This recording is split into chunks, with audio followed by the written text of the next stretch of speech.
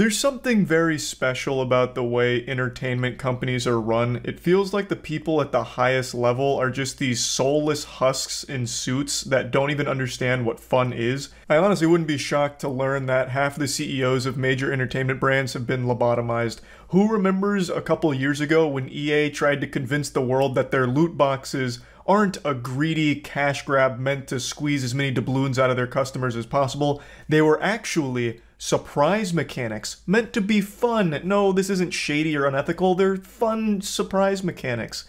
Point I'm making is there's no shortage of delusional companies in the entertainment space. And now I think we have a winner for the most delusional company out there at the moment. Wizards of the Coast / Hasbro. I'm going to put them together because it's still not super clear to me who's the one at the helm making these bafflingly awful decisions that are sinking their companies. So, Wizards of the Coast is responsible for a lot of things that you probably love. For example, me, Magic cards. While I'm not a huge Magic the Gathering player, like actively competing in like MTG Arena or anything like that, I did get very into collecting the cards. In fact, throughout all of 2016, I spent it trying to collect every masterpiece from the Kaladesh set. And I do have that finished, as well as Amonkhet as well. So I was a big collector of Magic the Gathering, and a big fan of the property. So you can imagine my surprise and disgust when I learned that last month, Wizards of the Coast pulled down its pants and planted their stinky ass in the face of every Magic the Gathering fan. They announced the 30th anniversary set for Magic the Gathering. It was supposed to celebrate 30 years in the business. However, it was a complete fucking disaster for so many reasons. This is a great video right here that goes over everything wrong with it, so I highly recommend checking it out if you're curious. But I'll break it down for you in a nutshell. Magic the Gathering, in their 30th anniversary set, announced that they'd be reprinting some of the most famous cards, you know, like the Black Lotus that I'm sure all of you have heard of before. However, this was a set that was priced at $1,000 per 4 packs. For 4 packs, you get randomized cards, so you don't even really get the cards you want, you're still gambling on them, for $1,000. So you could just get like actual fucking popsicle sticks in your pack, but you paid $1,000 for it. And not only that, none of the cards are legal. You can't use any of the cards, they're fake. You're paying for proxies, they're not real fucking cards. So you're paying $1,000 for 4 packs of randomized garbage, hoping that you get like one of the Power 9, and you can't even use them. It's a giant scam. Like, you're just getting hosed for money. It's extremely greedy. It was a terrible celebration for 30 years because this was just them spitting in the community's face. Another slimy thing they did is they refused to allow local card shops to carry 30th anniversary packs. You could only get them directly from Wizards of the Coast, so it shut down card shops even being able to offer these. There's a lot of other things that went into it, but this is just the glaringly obvious stuff because it's Wizards of the Coast just slapping the community and showing complete disrespect for them. And this was only one of 2 major fumbles they've had in the last month. Their biggest one is what I'm actually here to talk about today. Wizards of the Coast is behind Dungeons & Dragons, as I'm sure most of you know. Dungeons & Dragons is arguably one of the most popular brands ever. Dungeons & Dragons is something I'm sure everyone's heard of. Even if you don't play it, even if you joke about it, you call everyone a turbo nerd who plays it, doesn't matter, you've heard of it. It's an extremely recognizable name, and now Wizards of the Coast and Hasbro are using it like a cum rag. They have just potentially ruined what made Dungeons & Dragons such a massive success. There's another great video going over this topic in detail, so I highly recommend checking this one out if you're curious as well. The links to both of these videos will be in the description. I just want to hit on the broad topic here and go over everything. So, Wizards of the Coast is targeting Dungeons & Dragons because they believe it is under-monetized, which is of course scary for the communities that love these games. I've only done one full Dungeons & Dragons campaign, and I had a great time doing it. Don't really want to talk about the GM behind the game. That was a whole can of worms that, you know, we don't need to get into the weeds of. But the game itself, I really loved it, and I definitely understand people's passion for it. So the community's outrage here is warranted 100% because their idea completely shuts down pretty much everything that made this game so popular. So let me go ahead and put a bib on you as I feed you these vegetables. Hasbro's not doing so hot financially. They dropped 40% last year, and they've had to cancel quite a few projects. And they started to realize, well, Wizards of the Coast and Hasbro started to realize that Dungeons and Dragons, being their biggest IP, isn't super well monetized when you look at the actual, nitty-gritty of it. It's estimated that Dungeons and Dragons has pulled in about 1.3 billion. However, they've only seen around 100 to 150 million in revenue from D&D. So they're leaving a lot of money on the table, and they're doing everything they can to get their hands on those extra schmeckles that they're not currently putting in their pocket. So they started turning their attention towards the community and speculating on how could they monetize that sector, because that's by far where most of the money is being generated. Something like Critical Role, which is the biggest stream on Twitch when it comes to the amount of money that it's bringing in, like subs and all of that. Critical Role is a third-party Dungeons & Dragons production that is their own custom experience and campaign that is so big that it even got its own Amazon Prime show. So there's a lot more like Critical Role, but they're by far the biggest. It's very much so that Dungeons & Dragons has the most success because of their open game license. And who better to monetize than the people who create their own content better than them? This takes us to the open game license. For those who don't know, any Dungeons & Dragons content that is created by anyone other than Wizards can only do so because of the open game license, a document that effectively allows people to create and profit off of their own original Dungeons & Dragons content. No paperwork needed, no need to pay anyone royalties, just go for it. I would argue that the open game license with Dungeons & Dragons is solely responsible for its massive explosion over the last decade, because this Dungeons & Dragons content, the homebrew, all of these custom campaigns, have been a massive success online. And now you can take that old open game license and shove it right up your ass, because it is worthless now. According to new information, as well as, again, some unconfirmed leaks, but there is a lot of meat behind the authenticity of it. There's a lot of things that suggest that this is accurate, and I'll get into that in a moment. According to these upcoming changes, all of that is obsolete. So, 3 things that you're immediately going to have to do is you're going to have to agree to these new terms that are coming out. You're going to need a badge on your work, and you're going to need to report everything that you're selling using the Dungeons & Dragons property, as well as report all of your earnings, like 50 grand plus, stuff like that. But that's not the worst of it at all. That's small potatoes compared to the bigger changes. So one major thing that is now 100% going into effect, as I understand it, is if any of these custom campaigns are making above $750,000 in a year, they're now going to be subject to royalties that will need to be paid to Wizards of the Coast. Now, you might be hearing that number and being like, wow, that's a lot. That sounds reasonable. These are major players like Critical Role. I mean, they should be paying royalties. And you can debate that all night and day till the cows come home, that's fine, but it only gets more brutal from there and more suffocating. So it's not only just targeting the major big boys, it's kind of targeting everything, at least according to the leaks. And mind you, this seems to be applied retroactively, so anything that existed on the old open game license is now obsolete. That whole agreement is unauthorized. Yesterday, January 4th, a journalist named Linda Codega stated that she received the new OGL from a reputable, unnamed source. You will owe 25% on any money that you make that exceeds $750K. The leak also says that if you release on Kickstarter, you only have to pay 20%. Which sounds strange, but the director of games at Kickstarter, John Ritter, retweeted the thread with the leak and said that Kickstarter was contacted after Wizards decided to make OGL changes. So this is where the information's coming from. This is where the leak all started.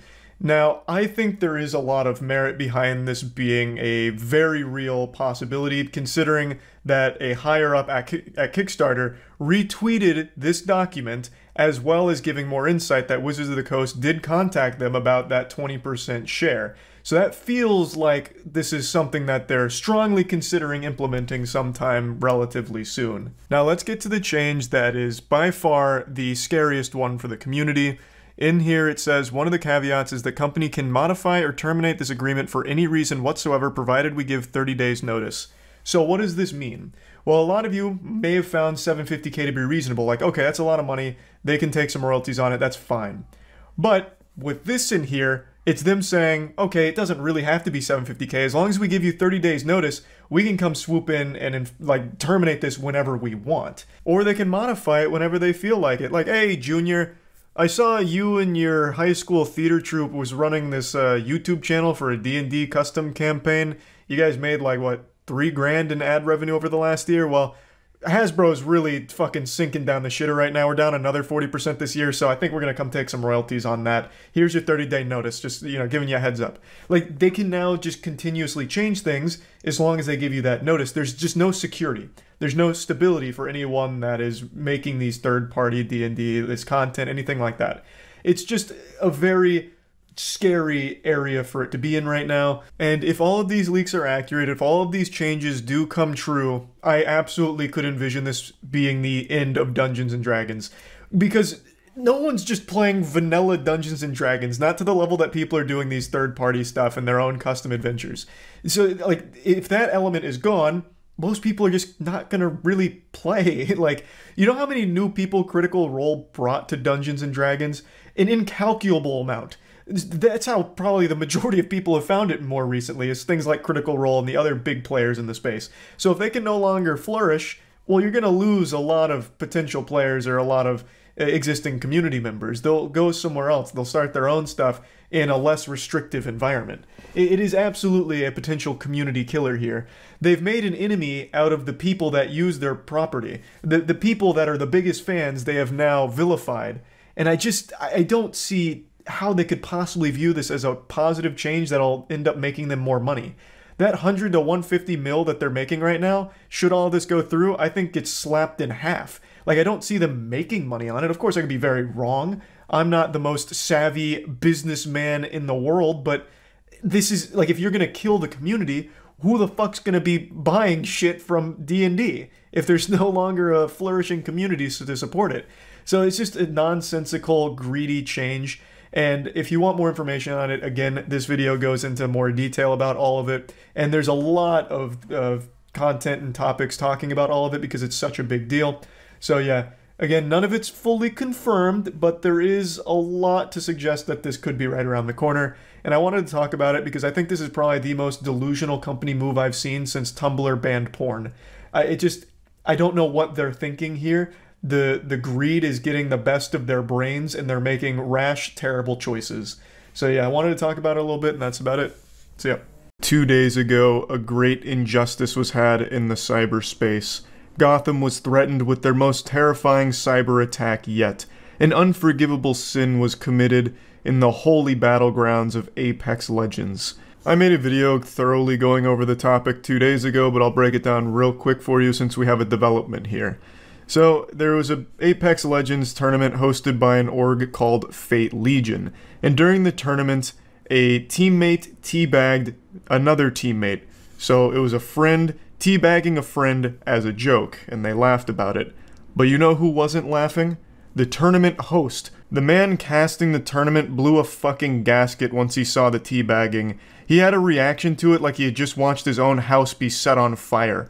Just some kind of massive meltdown over this teabagging event, and then said that not only is the player, Dilly, the one who teabagged, banned, but the entire team is banned from the tournament and future tournaments because of the teabagging. And even when it was brought to his attention that they didn't teabag an enemy, it was two friends joking with each other on the same team, he said it didn't matter because teabagging your teammate isn't professional and it's toxic no matter what and they won't tolerate it. So going on this massive meltdown and this huge power trip, he made a mockery of both himself and the entire org that he represents. So they started getting slammed and jammed on Twitter, just getting dunked on left and right. And they got their ham steamed.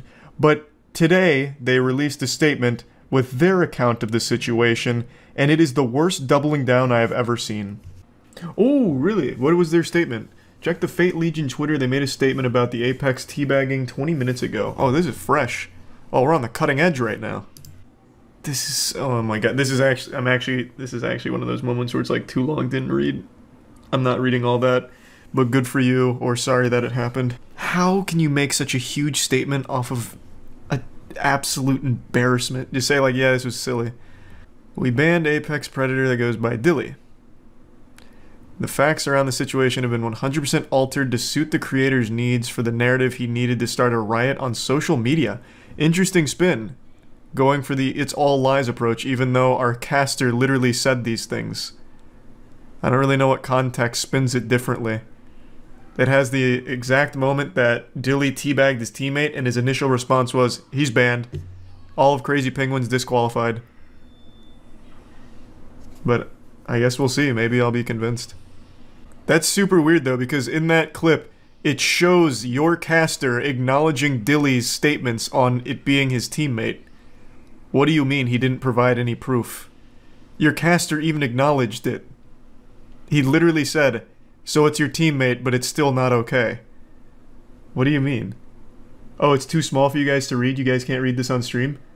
I'm just going to do summaries. So basically this first statement, this first paragraph, is saying that it was a heat of the moment thing and we're sorry about that, but we did decide to let them play it out and they received their prize winnings at the end. He was never given a formal ban, just a verbal one, which they would have overturned if Dilly provided any evidence, which he didn't, even though he did, because the caster acknowledged that it was his teammate during the broadcast, so the evidence was clearly enough to convince the caster, but I'll digress. And then he said, and then they say that Dilly altered the VODs in order to slander the tournament. Oh, okay, I'll just read it out loud, it'll save me some trouble. Having said that, we are willing to ignore the admin abuse he sent as opposed to banning him to rectify the heat of the moment commentating. Having said that, one of our members sent us a link to forum pages and other social media platforms where Dilly goes on a rant about the heat of the moment decision using his friends in influential positions to post on it to make a stir. He said there were no rules in place during the tournament, but that is false as we do have rules in place. Having said this, we acknowledge that our rules are broad and don't speak specifically to the act itself. We are currently rewriting them so it's easier to understand and apologize for the inconvenience we have caused to do this. The ban, however, went from unsportsmanlike conduct to his permanent ban due to his actions of trying to start a hate slander campaign against Fate Legion. His friend, who is an influencer on Twitter, Jake Lucky, decided to get involved and ask everyone to passive-aggressively come join our community Discord and speak to us on the subject. Jake Lucky even goes as far as to drop owner's in-game name and other social media platforms to send what turned into a hate and death messages. I'm going to go out on a limb and say Dilly has never once spoken to Jake Lucky. This dude just peruses Twitter 24 hours a day and absolutely stumbled across this. I don't think they're friends. I think they are pulling this out of their ass. I don't think Dilly is connected to Jake Lucky. I don't think there's a chance of that. This is one of those stories that Jake always reports on. This could have been like a Shrek Super Slam drama, and Jake would have posted a tweet about it. That man is always on the hunt. Also, he dropped their Discord to speak to them on the subject as well as their in-game names. I didn't see any of that. He made 2 tweets and neither one of them had that, so I don't know where that's coming from. I guess maybe he deleted them. I just don't even think that happened. Speaking of misinformation and facts, let us dive into them, shall we? Bro, this is your official statement as a brand, as an org, and you're gonna speak like a pretentious Redditor? Make a formal statement, not this drivel. Speaking of information and facts, let us dive into them, shall we, as they adjust their glasses, cracking their knuckles. As it stands, here was the old writing on the rules as well as our space. We aim and strive to provide sportsmanship-based competitive gaming, which stands as a pillar of our business. So in our space description alone, it is implied that we are a space that believes in good sportsmanship, which sportsmanship is defined as fair and generous behavior or treatment of others, especially in a sports contest. By no means in any way, shape, or form is crouching up and down repetitively on an enemy or friend any kind of sportsmanship. Furthermore, it is not about the players themselves, but the viewers watching the content as well.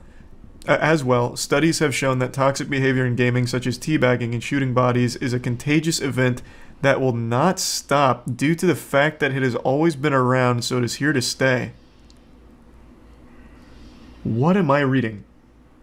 What in the fuck is... What is hurting my eyes right now? What? Teabagging and shooting bodies is a contagious event that will not stop due to the fact that it's always been around, so it's here to stay. It's not the fucking T-virus. Like, it's just banter, basically. It's in-game taunting. It's no... Do they ban emoting? Because I could also use an emote in their own tournament, and would that be considered toxic? Like, what the fuck do you mean? And it was a teammate he did it to. It was two friends joking. If you didn't have your neighborhood watchdog spectating Dilly at that time, nobody would have been affected. There would have been two friends that had a bit of a giggle, and that would have been it.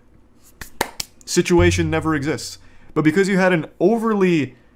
I don't even know what to call it. Like, overly justice-driven vigilante hosting your tournament, he made a big hoopla about it, and he made your whole org look silly, and now you're dying on a stupid hill. This is a terrible statement. This is an absolutely awful statement right now. There was nothing unsportsmanlike about it. He didn't do it to another team. I would absolutely understand if he did it to another team, you could make an argument that it was unsportsmanlike. Fair. I would absolutely give you that. He did it to his friend, on his team. This doesn't work. This is full-blown artesian builds, but with a much smaller company. Why are you doing this? He's white knighting, but for nobody. For literally nobody. For himself. There's nobody here. There's not a victim.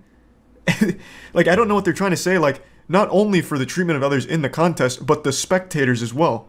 The viewers watching the contest. Do you think all of your viewers, when they saw Dilly crouch up and down on his teammate's death box, just fell out of their chair, clawing at their own eyes, trying to forget what they just saw, like a traumatic experience?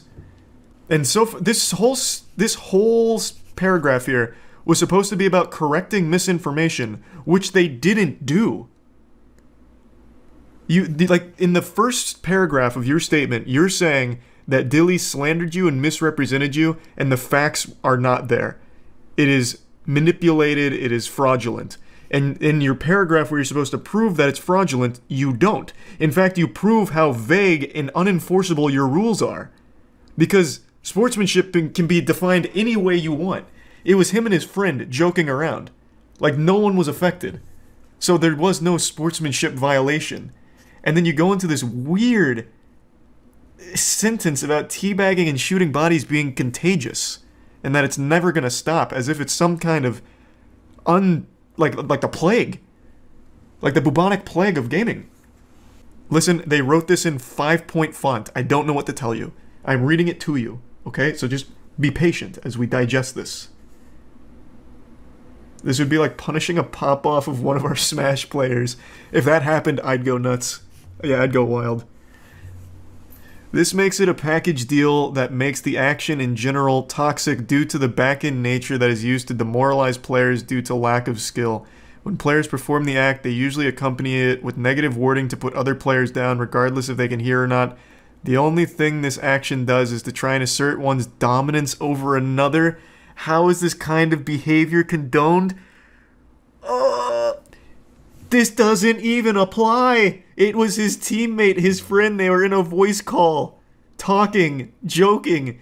It wasn't used to demoralize a player due to lack of skill, nor was it accompanied with negative wording. What are you talking about? What are you talking about? Just, it was so... It just really grinds my ass to see a company kill themselves so publicly and so avoidably, like with artesian builds. This is, I would say this is like on par, not as bad, because the company's not as strong, but like this is still just as tone deaf and misguided. It blows my mind. Like, how do you have a business when you're this out of touch? It saddens me to see high-end influencers and gaming media outlets posting stories on this with no fact-checking at all, of which you have so far provided none, by the way. In your statement all about misinformation and presenting the facts, you have presented none. You have only listed that you have a rule by your own admission that is too vague, and it doesn't apply to the situation, so there is no misinformation then, is what I'm gathering. These were the facts. Misinformation people use is like this ace in the hole kind of thing, like when you play that card you win. Like, no, it's misinformation, so I win. But you didn't prove anything here. The spread of misinformation has gotten so bad and out of control that Jake Lucky and Dilly are now being attacked for being the ones to ban, when in fact it was not. To clarify, Dilly and Jake Lucky had nothing to do with Fate Legion and the tournaments we organize and host. So disingenuous. What actually happened is Twitter brain-rotted zombies saw Jake Lucky's post, and people on Twitter are too fucking stupid to realize he was posting about a different org, so they messaged Jake asking why he'd ban them and be so soft. And now they're trying to make it sound like because the misinformation's gotten so bad, even they're being targeted, when it's a few rogue, dumb assholes. It's not a real thing here. They just posted misinformation to the point that they are now seeing backlash about their own posts about us. So no, they did not have anything to do with Dilly's ban. The reason it's taken us so long to release a statement was due to the fact of the riot these two started, with the sad reality that this post was made about an hour after the tournament. So instead of taking the clip he made for Twitter and submitting it as proof, he decided to take it to social media instead to have the people fight his appeal for him. He did. He went to you initially, and your caster acknowledged it. He literally said, I don't care if it's your teammate. It doesn't matter if it's your teammate, it's still toxic. And when challenged on it, he shut down the lobby, doubled down and saying it's still toxic if it's your own teammate. You can't teabag your own teammate. So he knew. Dilly took it to him first.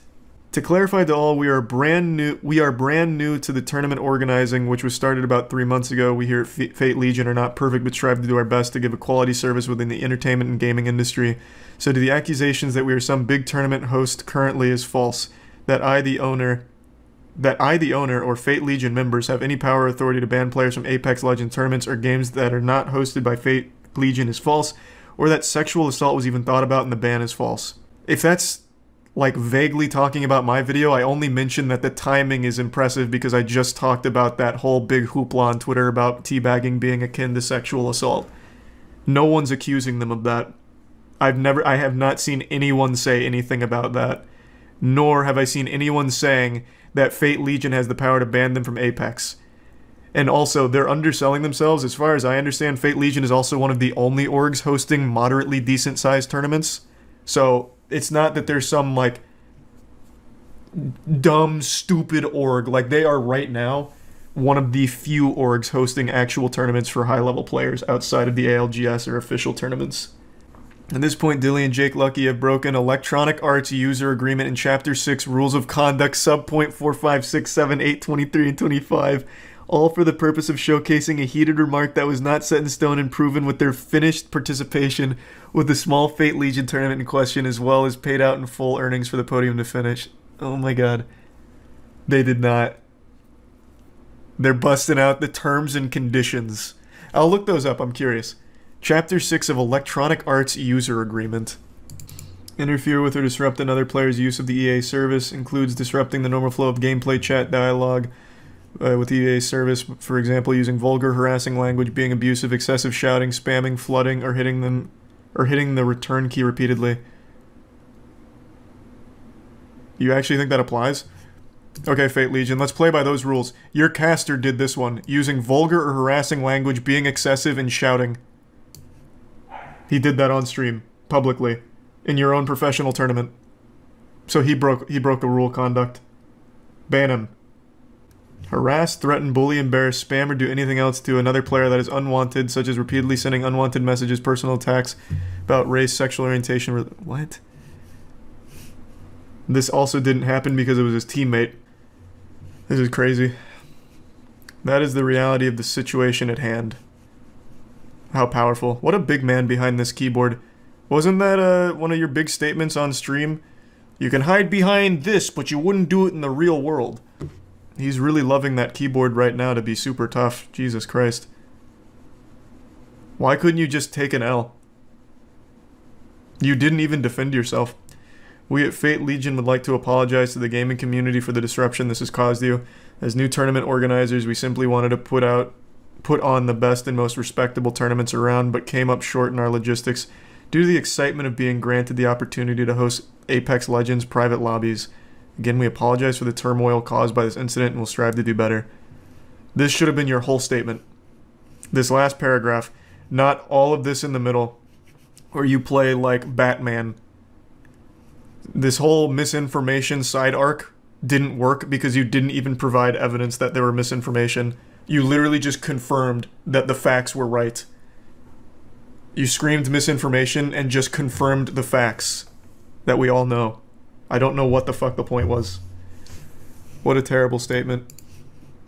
What is a safe environment for gaming? It's about teaching young players how to be good sportsmen, reinforcing positive communication in gaming communities worldwide, educating on polite commentary on all social platforms, and about having a good attitude.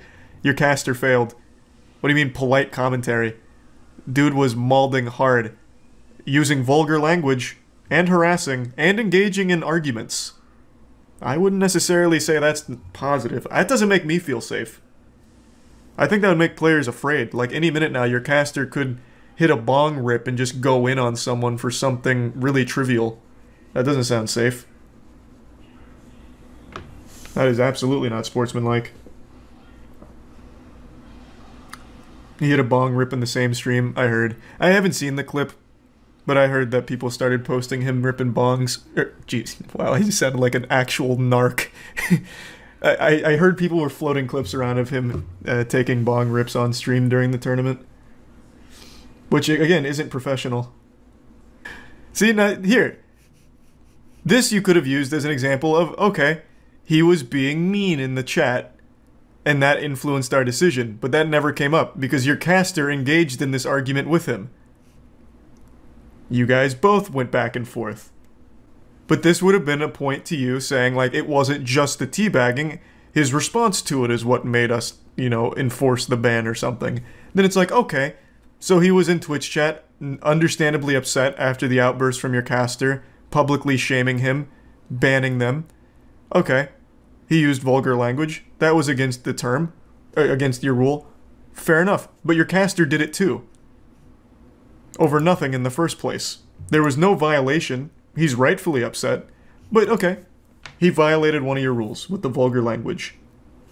I don't know what the fuck they keep posting here. I don't know why they keep posting this. Oh, just to prove that they paid him $15? That was just never even I didn't see anyone questioning that. Was that something people were wondering? Did they get paid? How is paying $15 out, like, acquit you of everything? Like, it's just not that. That wasn't what people were upset about. It was banning an entire team for teabagging a teammate. Their own teammate. No one cares. No one cares. No one asked. Fortnite is a game that needs no introduction. Fortnite is perhaps one of humanity's greatest achievements. Even the Mayan calendar was often misinterpreted to predict the end of the world in 2012, but what it was actually predicting was the E3 trailer for Fortnite's announcement. Even the Mayans knew the importance Fortnite would have in the future. And not even they could have predicted just how powerful Fortnite would become. And I'm sure you've already heard the devastating news. News that can make the world stop rotating. Fortnite has been banned from the App Store. And the Google Play Store, but no one really gives a fuck about that. I know this is a very difficult time for many of us out there, but to all the therapists out there, it's about to be a great fucking time for all the overtime pay they're about to get consoling these screeching and screaming children who now can't play Fortnite on their iOS device. Now, in light of Fortnite being banned on the App Store and Google Play Store, I'd like to come forward with an announcement as well and say that I too will be banning Fortnite from any future app distribution services I may launch. Not that I'm planning on launching any, I'm a fucking Neanderthal when it comes to technology, but should I ever create an app store of my own, Fortnite will be banned from it. Not for any reason other than it just sounds kind of fun right now, just to follow the trend. So now let's dive deeper into this massive issue that's got the world by the nutsack and has made the sun stop shining. Why is Fortnite banned from the App Store? Well, it's because Epic Games introduced a new way of buying V-Bucks that bypassed Apple's 30% cut through the App Store. This was a violation of Apple's terms in the App Store, so it was naturally banned. Now, obviously, Epic knew this was coming because they had a whole marketing campaign launched behind it. They had an entire little machinima skit ready, which I'll share with you now.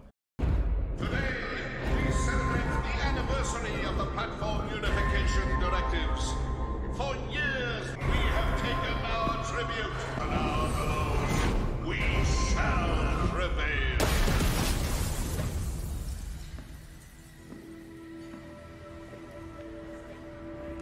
This is like something out of Judgment Day when the humans were rising up to stop Skynet. This is very powerful stuff. Are there tears in your eyes yet? Epic Games has defied the App Store monopoly. In retaliation, Apple is blocking Fortnite from 1 billion devices. Join the fight to stop 2020 from becoming 1984, and then they add hashtag free Fortnite. There's actually a parody on one of Apple's older commercials where they use something very similar, talking about the fear of 1984 and monopolistic technology shit. Epic Games is doing the same thing, and people are taking sides. The war has begun. You have Apple fanatics, you have Fortnite fanatics, and both of them waging war on each other right now. I think there's nothing more pathetic than being some kind of brain-dead loyal zombie to a multi-billion-dollar corporation that actively looks for ways to squeeze every penny out of your mama's wallet. But to each their own. I mean, everyone's going to have their own favorite sport. If you want to just mindlessly cheer for a mega corporation against a mega corporation, go for it. Now, if someone put their ass to my face and threatened to fart in it if I didn't pick a side, I'd probably choose Epic in this debate here. Just because I really just fucking hate Apple. Apple can suck the dirtiest part of my butthole. Apple does a lot of terrible things, a lot of terrible practices, and to be honest, a 30% cut of purchases through the App Store is way too high. I understand that's kind of like an industry norm, but that doesn't mean it's right. 30% is just significantly higher than I think it should be. So I'd side with Epic Games here, even though Epic Games has a lot of terrible shit they do on their own. And this whole thing here is very clearly just a marketing ploy from Epic to rally against Apple, hopefully get a little more money out of it. It's just a big money play, because it's always a money play with mega corporations. There's nothing noble about this fight, but that doesn't mean that it can't actually be a beneficial thing for a lot of smaller developers, because let's say if somehow Epic does squeak this out from their ass cheeks here and they do get the percentage lower from 30% to something more like 20 or 15%, that's really good for a lot of smaller developers that get suffocated by that extremely high percentage. It's just, I don't really see that happening.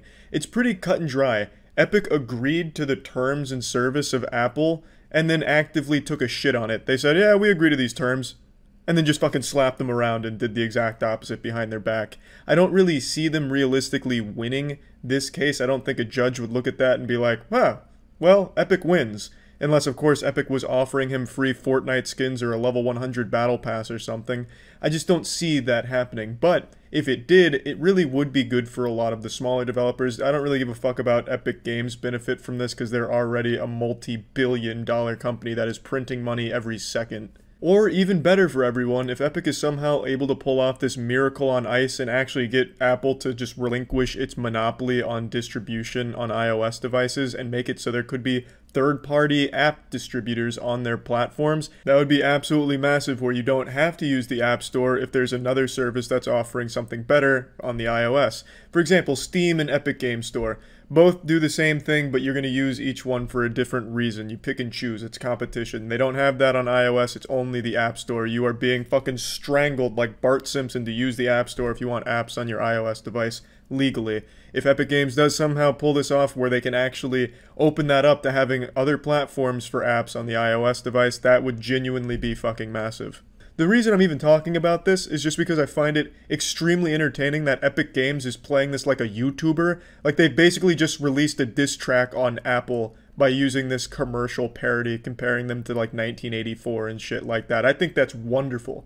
They clearly had all of this prepped and ready. They sued the same day. They dropped this the same day. This was all very calculated, and I fucking love that. I think that's actually really entertaining, and I truly hope Epic Games doubles down on these attacks on Apple. I want them to introduce a Fortnite event where you have to dig up Steve Jobs' corpse and it gives you special loot in the game. I want them to have like a Travis Scott concert, but instead of like Travis Scott performing, they have some of Apple's unpaid workers going over how terrible it was to work for Apple. I want them to like change the Fortnite game map, you know, remove Tilted Towers and replace it with one of Apple's sweatshops. I want them to just go hard in here, because that shit, I think they're already off to a great start. They may as well just go all in, balls deep in this shit. I really think that'd be incredible. You could have like a John Wick versus Tim Cook Fortnite event or something where you can spawn in as Tim Cook instead of Thanos. I mean, just the possibilities are endless. I'm excited to see what Epic Games does with all of this. If they keep doing this kind of like 1984 parody shit they're doing against Apple, I'm excited to see where it goes. I really don't think Epic Games is going to win in this case. I really don't see that happening, but I'm just going to check it out from the sidelines, get the popcorn, stuff my face occasionally. It's not the most interesting story in the world, but at least it's something kind of unique and different. As for why the Google Play Store isn't a big deal, I see a lot of people saying, well, why is it only the App Store that's an issue? The reason why no one really gives too much of a fuck about getting banned from the Google Play Store is because this, for Android devices, there's a million ways you can get things on the Android device officially, as opposed to just using the actual Google Play Store. It's very open. You have plenty of options for getting apps on there besides just the Google Play Store. But for iOS, the only option you have, the only legitimate option you have, is going through their app store. That's the only way, the only verified official way of getting apps onto an iOS device is through their app store. So getting banned from there basically means you can't have your app on an iOS device anymore, unless you like jailbreak or some other methods, but no one can really do that since it's not official and verified. So getting banned from there is getting banned from iOS devices. Getting banned from Google Play is just like getting banned from your local library. You can go to a different one and still get the shit. There's plenty of other ways Fortnite can still be on Android, but that can't happen on iOS. But yeah, anyway, that's about it. Could this be the end of Fortnite? I mean, only time will tell. That's about it. See ya. I've resisted the urge for about a week to discuss this, but I can fight it no longer. This video keeps floating around on Twitter, and I need to opine on it. My opinion is like a demon that needs to be exorcised, and that's what I'm doing right now. What you're about to see is unacceptable, unholy, and inhumane. Its very existence makes me question whether or not there is a higher power out there, because if there was, why would they allow this to exist? A TikTok realtor recently posted a video taking us all on a walkthrough of the only place worse than hell, a house in Toronto. Now, I can't play the audio from the video because it was just popular DMCA-able music, so instead I'm going to be making my own music with my mouth, so enjoy my beatboxing.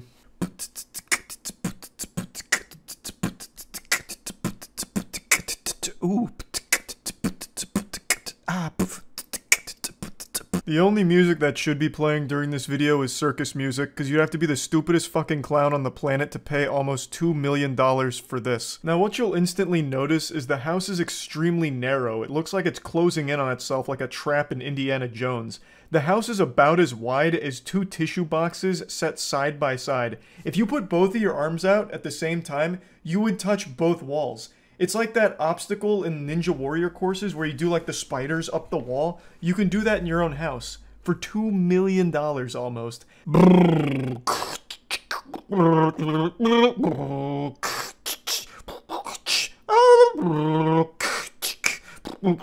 Put that down.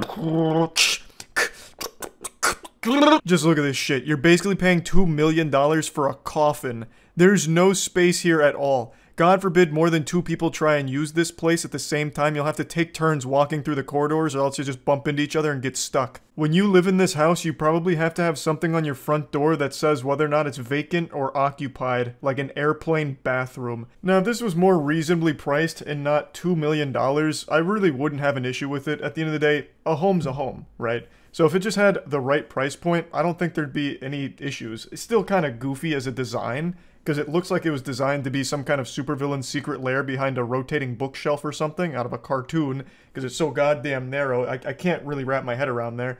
But you're paying $2 million to live in a place where you basically have to treat it like you're diving through caves, like squeezing around like a worm.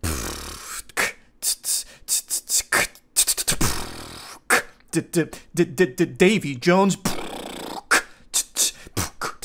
haunts my home. Another complaint I have about this place is the actual design inside. There's an entire wing of this sarcophagus that's just pure orange. Orange wallpaper, orange floors, orange everything. Feeling like you're living at Nickelodeon Studios. You know, you walk in here and think you're gonna fucking get slimed. I think it all looks super ugly. And all the furniture here, like the TV, the stand, the couch, the chair, all of that, it looks like it's fitted here like Tetris pieces. Excuse me, dear. Can you pass the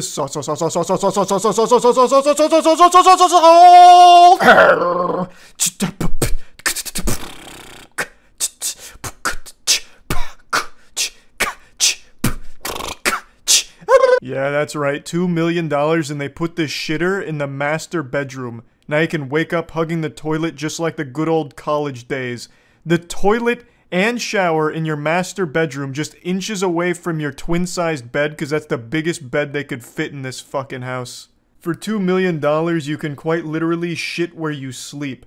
It'd be better at this point just to go outside and squat. I'm sure my neighbors would understand. I love the audacity to include this outside area as if this is some kind of luxury home.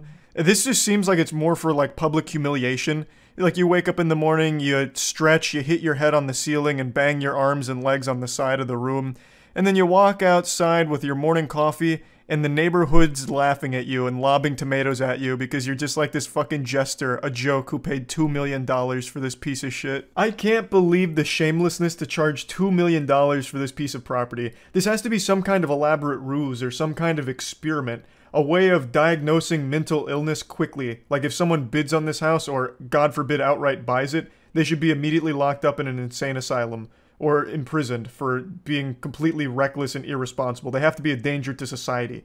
There has to be some kind of screw loose to convince someone that this is worth $2 million, or even haggling at the $2 million price range. But anyway, I couldn't help but just talk about this a little bit because it's so outrageous. That's about it. So yeah. Yeah, I know what you like.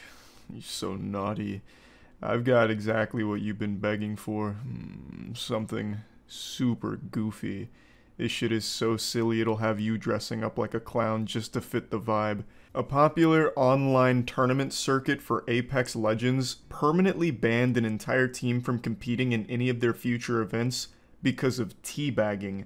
The new video game boogeyman, this teabagging menace. But in this case, it wasn't even like the classic scientific definition of a teabag where you go over and crouch up and down on someone's body after you've killed them. What happened here is it was a teammate that teabagged his other teammate just as a joke amongst each other. And it didn't matter. The tournament organizer didn't care. He made a giant statement. Not only were they going to be banned from competing in their tournaments going forward, but he puffed out his chest and exuded some real hall monitor energy by proudly proclaiming that no matter the context, even if it's a teammate teabagging another teammate for fun, it's still toxic and will not be tolerated in a professional setting. Doesn't matter. And then he goes on to say, just because you have a keyboard to hide behind doesn't mean that we'll accept it. It was so embarrassing. Just made an absolute fool out of himself and the entire tournament that they run. I'm going to go ahead and show the clip now because I'd like to get into it a bit more. But this is impressive timing because I just recently made a video a little under 2 weeks ago talking about that massive Twitter thread that claimed teabagging in a video game is the same as real-world sexual assault. Teabagging online is sexual assault. It was absolute insanity. But the reason I'm bringing that up is because now we have yet another case of teabagging being very contentious here. And I just have to wonder what the fuck is going on with the world right now, where online crouching up and down is apparently a huge deal. People always thought that in the future, wars would be fought on the battlefield with drones and robots. But the truth is very far from that. It seems our wars are now fought online with our digital nutsacks. Twitch, the Terror Day, appreciate you sticking around. Yo! Okay, Dilly is, Crazy Penguinz is disqualified. I'm not taking that at all. Oh, he went over to the dead body that they just killed and he went teabagged on the fucking death box. You can see his soul immediately fill with rage as he noticed not one, not two, but 3 pumps on top of the death box. And that was 3 pumps too many. He broke the rule, a cardinal sin. So on the spot, immediately just disqualifies them. And then the next part here is Dilly, the player that he was spectating, proving that the death box that he teabagged was his teammate. Because he thought he could clear up the confusion, like, no, I wasn't, like, being toxic. This is my teammate. We were joking. We were having fun. But it didn't matter. He didn't care. Absolutely not. Will not tolerate that. Literally goes in fucking out of his way to jump on a death box and teabag it. Don't think so. I have a fucking pen and pad. Yeah, so we're here to create a safe space for all gamers, everybody, and that kind of stuff will not be tolerated. Yes, we will not take that. They're trying to say that that was his own teammate. Yeah, they're saying that he teabagged his own teammate. So it doesn't matter, folks. Like, when you're in a tournament, you're in a professional tournament. You can't be doing it. Super interesting and delusional perspective here that's just outright wrong. Teabagging is still present in professional esports, in pretty much all of them that have a teabagging mechanic. In fact, most recently at the ALGS, which is another Apex tournament, it's the biggest Apex tournament, there were instances of teabagging. And you know what didn't happen? Someone fucking charging the stage and flipping over their table, throwing the monitors to the side and saying, "You're banned, disqualified." No one made a big deal out of it. And do you know why? because it's really not that big of a deal. But somehow this struck a chord so deep inside of him that he went on this brief mention of how it's like compromising the safe space that he's trying to create with the tournament, which is another really weird perspective. Because, I mean, what do you, like their mom? You popping your tit out so they can suckle? Like, what do you mean you're trying to provide a safe space for all gamers here? It's a video game, and it's a tournament that you are allowing people to compete in. That's already a space for people that feel comfortable enough to compete. Like, they don't need further protection from you. It's not like this team went on Twitter and started harassing them and sending them shitty message or anything. They kept everything localized to that tournament, kept everything in the game, and they only teabagged each other. Like, there was no toxicity being had in the first place. So how in any way did a teammate teabagging his friend, who was also on his team, compromise that safe space? I'd completely understand if they were being, like, rude assholes to the other teams, you know, insulting them or just being generally shitty to them. Then yeah, I can understand you being like, we won't tolerate that, get it out of here. Or I can even understand it if going into the tournament you had a rule that said no teabagging, the no teabagging clause, and they broke it here. This is a huge stretch, but even then I'd at least almost understand it, because I guess it would be like a technical breaking of that rule, but you don't even have that most basic rule in place. This does nothing to ruin the safe space that you're creating here, and I don't even really know what you mean by a safe space for gamers to compete in, because it's not like you do anything special. You're hosting a tournament for them to compete in, so the players that are playing there already feel comfortable enough to go there and play. Now, if things got out of control where, like I mentioned, they're sending nasty messages or whatever, then that would be a problem where you would want to stand up for your players and, you know, make a stand for them. But that didn't happen, and that hasn't happened. And something people need to really understand. Yeah, so like you can't do that. Just like I'm telling you're going to tell me teabagging my own teammate is toxic. All right, so then this is where we're going to shut the lobby down at this point, because I'm not going to get into that one, because absolutely it is. Unfortunately, yes, disqualified, because yes, you cannot do that, folks. Sportsmanship, right? You cannot go and teabag your own teammates in any organized sports. So why would you come into an organized tournament and go and do something like that? What a horrible, horrible comparison. You can't teabag in any professional organized sport, so why do it here?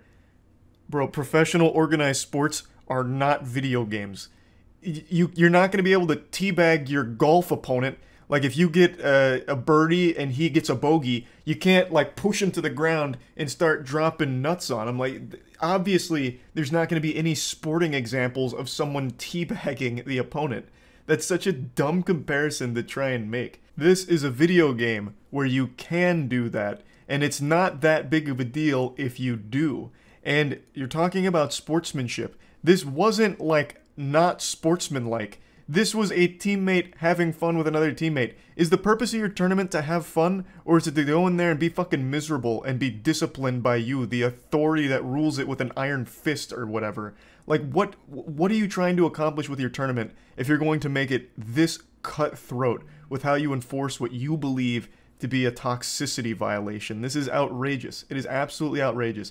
It has nothing to do with sportsmanship. I think what happened here is you thought that Dilly teabagged an opponent, and you thought that people might be upset about that, so you tried to get out ahead of it and made a big hoopla about it, but once it was revealed it was his teammate, you had to stay on that hill. You no longer could backpedal because you'd already dug yourself into that hole and backed yourself into that corner. And now you just look super dumb because of it. You should have just said, after it was revealed to be his teammate, oh, I misunderstood. I don't really want toxicity in my tournaments, so just, you know, understand that going forward and respect that. Just no teabagging from here on out. That would have been a lot more respectable. I'm sure Dilly and the whole squad would have had no problem with that after the confusion was cleared up. But what you did here was the worst possible approach to handling this situation. And you couldn't even give an actual argument for how Dilly teabagging his teammate was actually toxic. At no point did you actually explain it. When challenged, you just said, okay, I'm not going there, time to shut down the lobby. You didn't really go into detail on why you believed it was still toxic after you learned that it was his teammate. So no, you cannot teabag your own teammates, or anybody for that matter. Do not teabag teammates in the future. Just because you can hide behind this and get to use this little thing, you're not going to do that in the real world, so don't do that. Oh, big shot here. Big muscle, masculine, tough guy. You can hide behind these keyboards, but you wouldn't say it to my face. What a great argument. I don't even know what that has to do with anything, by the way. It's not like Dilly and them were talking shit. They were trying to understand, trying to get clarification, like, can you explain how me teabagging my friend who's on my team is toxic? And I guess for some reason he took that as fighting words. Oh, so you want to fight then? Ah, keyboard warrior, of course. Get out of here. Banned forever. Horrible. Horrible, horrible all around. Let's go ahead and see what Dilly said, because he made a couple posts about it, obviously, because he was upset about it. And as he lays out here, it's not in the rules. Like, there's nothing about teabagging in the rules. So even if he was trying to, like, strictly enforce a poorly written rule, it's not even there to begin with. They just had absolutely no grounds for this overreaction. So yeah, horrible ban here, awful decision, and it makes the entire organization, or the entire tournament here, look really, really silly. That's about it. So yeah, when you think of big budget AAA gaming disasters, you probably think of Cyberpunk and Anthem. But last year, we were blessed with perhaps one of the most insultingly awful launches of any big budget title ever. Battlefield 2042. This bad boy blasted our ass on November 12th, 2021, a release date that will forever live in infamy as the day that Battlefield well and truly died, sailing right into Valhalla, God rest its soul. Battlefield is an iconic franchise, an FPS staple. You'd have to travel thousands of miles to find someone that didn't recognize the name Battlefield or played it at some point. And this was the one that people were really excited about, super hyped for 2042, and Christmas was right around the corner, and EA and DICE cursed all Battlefield fans with hemorrhoids in their stockings that year. It was rough. The game launched in an unforgivable state, and to date, it is my biggest regret in the moist meter. I gave it a 60%, believing that the glaringly obvious issues would be addressed shortly after launch, considering they were problems that were made aware to the team before the game even launched. Like, there was just so many fundamental basics that were missing from the game. It was embarrassing. It launched without a scoreboard. This game didn't even have a scoreboard until last month. And you would expect, like, the scoreboard that they finally released to be, like, absolutely game-changing, just, like, blow your fucking mind. A scoreboard so detailed that not only do you get your kill-death ratio, but you can also see the fucking heartbeat of the other team, as well as each individual player's SAT scores or something. You would expect, like, 5 months cooking this up in the laboratory. This is going to be a crazy scoreboard. No. It's the most bare-bones scoreboard ever. It looks like a Unity plugin, just a stock asset. There is no effort that went into Battlefield 2042. And I still gave it a 60%. What a fucking idiot. I believed that there was a fun game there underneath all of the bugs and neglect. A fun game that was plagued by a rushed release. But I was wrong. This is like one of those I can fix him situations. It was just pure fucking delusion. The game is just awful. And the severe neglect from the developers is just baffling. They even made an enemy out of fans. Every time fans would, like, complain about, like, game-breaking bugs and glitches, or just ask questions like, hey, what's the roadmap? When are we getting updates and what's happening? The developers would just get mad at them, like, talk about how entitled they were. Like, gamers are so fucking entitled. They want us to actually make a game that works. We spit on them. It's just such a masterclass in how to ruin a franchise. Battlefield 2042 is without a doubt the worst Battlefield, and you can see that in its concurrent player count. Battlefield 2042 is so fucking dead that when you check its Steam charts, it doesn't even register a heartbeat. This is just pure fucking flatline. Look at these numbers here. This is still a pretty new game. And Battlefield games have always had great staying power. And to prove that, you can look at previous Battlefields. Battlefield 5 numbers absolutely dwarf Battlefield 2042's. Battlefield 5 has been out for years. This is an older game now. And it still has a much bigger community than 2042. And going back even further, Battlefield 1 still has more than double, more than triple the players that Battlefield 2042 gets. It's not even close. No one wants to play this fucking game. They're playing the older Battlefields. Battlefield 2042 is just barely doing better than Battlefield 4, which is a decade-old game, basically. This game was a completely soulless, shameless cash grab, and they didn't even make it work. Like, the game just barely functioned. And the results speak for themselves. I don't know how Battlefield bounces back from this. The way they handled this post-launch is just laughable. They vilified their fans, and they made it like a developers versus gamers situation where They didn't want to listen to what the players wanted, and they just didn't do anything. They just let the game wallow in its own shit and die, just suffocating on the odious Methodist that they'd created with this stinky pile of shit. And they popped the Thanksgiving turkey out of the oven a bit early, and then threw it in a septic tank. Rest in peace, Battlefield. Now this brings me to the next game I'd like to talk about, Halo Infinite. I really enjoyed the gameplay for Halo Infinite. I still really like the gameplay for Halo Infinite, but the game is turbo dead. You can check the Steam charts here. There's not a whole lot of players active on the game right now. Now, I want to make it clear, I know Steam charts don't speak for everything, especially when it comes to Halo. There's definitely going to be a lot of console players, and for Battlefield as well, but it still does help paint the picture.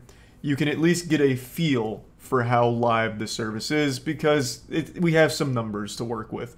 Halo Infinite is struggling, and it's not a secret as to why. It's because the game has no content. The game launched and everyone really liked it. They're like, wow, finally, Halo's getting its feet back. The gameplay's fun, everyone was enjoying it, I was enjoying it, all my friends were. It was a great time. But after about a week or so, people realized, like, there's not a whole lot to do here. There's not a lot of maps, there's almost no game modes, there's ranked, which only goes up to Onyx, which isn't that hard to get. Like, a buddy of mine, Dankin, got Onyx in all 3 categories in the span of a week. Like, it's not a whole lot to strive for, there's not a whole lot to do.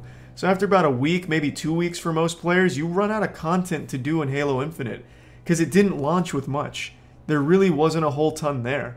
And it's now been, I believe, 5 months, 4.5, 5 months, I don't remember the exact release date for Halo now, but it has nothing to show for it. It's in the exact same state that it was when it launched. Now, they did recently announce a cookbook for Halo, which is fantastic. That's what the community's been asking for, and I saw a lot of people on Twitter very excited about this new Halo cookbook coming out. If you can even call it that, it's basically just like the most bare bones recipes that they found on WikiHow and then just slapped like Master Chief's face near it in the cookbook. But I digress. You know, who doesn't love a good UNSC pigs in a blanket, I guess. I don't know what the fuck's in there, but whatever. They haven't done anything, is the point. They're not adding any content so far. They're not showing any work updates from what I can tell. The only thing I've seen from them is they're teasing 2 new maps coming out. 1 big team battle and 1 ranked map. After 5 months, your big reveal is you got 2 new maps coming out? That's it? Like, that's super underwhelming. That's not going to bring people back. That's going to get people that are playing to at least be like, oh, okay, yeehaw, I guess that'll be good. But I don't know what you expect with such an underwhelming announcement. The players aren't going to fucking rip their shirt off and start twirling it over their head like, yeah, it's the resurrection of Halo Infinite, baby, just like Jesus Christ on Easter yesterday. You know, this isn't enough, right? Like, this is just, you've had a lot of time now, you've had a lot of feedback. Let's start being a little more vocal with where we see Halo Infinite in the upcoming months. Now, I do understand that there are rumors as well as a potential leak for a Battle Royale mode for Halo Infinite, and I think that's pretty cool, even though I personally don't care for Battle Royale game modes. It's at least something. It's more content. So if all of that's true and all that's confirmed and they do release that pretty soon, then fantastic. But it's still in a very content-dry state, which is why the game is super dead, which is really disappointing for me because I had so much fun with it when it launched. I just wanted to talk about this since we're talking about Battlefield 2042 and it being dead. Halo Infinite is also pretty dead right now, but I hope it doesn't stay that way because I do think there is so much potential still there. I just wish they would do more to communicate like the roadmap and what they're going to be adding and when, like a projected timeline of things, because the game just needs content. People want to play it, but there's no reason to right now. This fucking thing launched without co-op or Forge. Like, come on. So if you don't have a ton of multiplayer content, which is the only thing that really came out aside from the campaign, which you can blast through pretty quickly, then obviously players are going to start leaving it pretty quickly once they realize that, I just did everything there is to do in the goddamn game already. So I really hope it can start finding its footing because I think Halo Infinite is a fun game just in a really bad drought right now. So yeah, I just wanted to talk about these 2 games because I was thinking about them today. And yeah, that's really about it. See ya. Today, Mixer dropped a surprise announcement by saying it's shutting down, they're giving up, and even more so than that, they're closing the doors and lighting the entire fucking thing on fire, because they're not just closing the company, they're taking all of the streamers from Mixer and moving them over to Facebook Gaming if they choose to go, which is a fate worse than death, so it's actually just spitting in all of their faces. Now, for those that don't know what Mixer is, which I imagine a lot of you have no idea what I'm talking about, you've probably only heard of Mixer as like a punchline to a joke. Mixer was a streaming service that was supposed to be a competitor to Twitch, YouTube, and Facebook Gaming, but it was never really able to get its footing. It was never able to really get its dick wet in this field of streaming. It couldn't capture an audience that would keep coming back. Even though they made some power plays, they took the two biggest streamers in the world away from Twitch, Ninja and Shroud, and had them exclusively streaming on Mixer, but not even that was enough. People just left when Ninja or Shroud went offline, which sucks, but that's what happened. People didn't stick around to find new streamers on Mixer or explore or anything, so Mixer just couldn't find a viewer base or anything. So you can't ever really say Mixer even competed with Twitch and YouTube in that respect, because it wasn't even close. It'd be like saying, you know, the JV high school quarterback is competing with Tom Brady for the starting lineup on the Buccaneers. It's just not even the same fucking ballpark. The only thing Mixer was competing with was like some obscure, outdated shit. Like if AOL had a streaming service, it'd probably be going to head-to-head with Mixer's. It just didn't take off. Even though they did take the biggest talent in the streaming field and put it on their platform, it just didn't work. And I honestly think it's a shame. I made it clear when I talked about this after they took Ninja and Shroud, I don't like Mixer just because I don't like the layout of it, but I liked that it existed. I liked that it wanted to compete because competition, especially in something like streaming, is absolutely great for everyone who streams or anyone who watches streams. As I'm sure all of you know, competition is the best thing there is when it comes to business because it forces companies to improve and actually listen to consumers, otherwise they risk losing them to a competitor that is.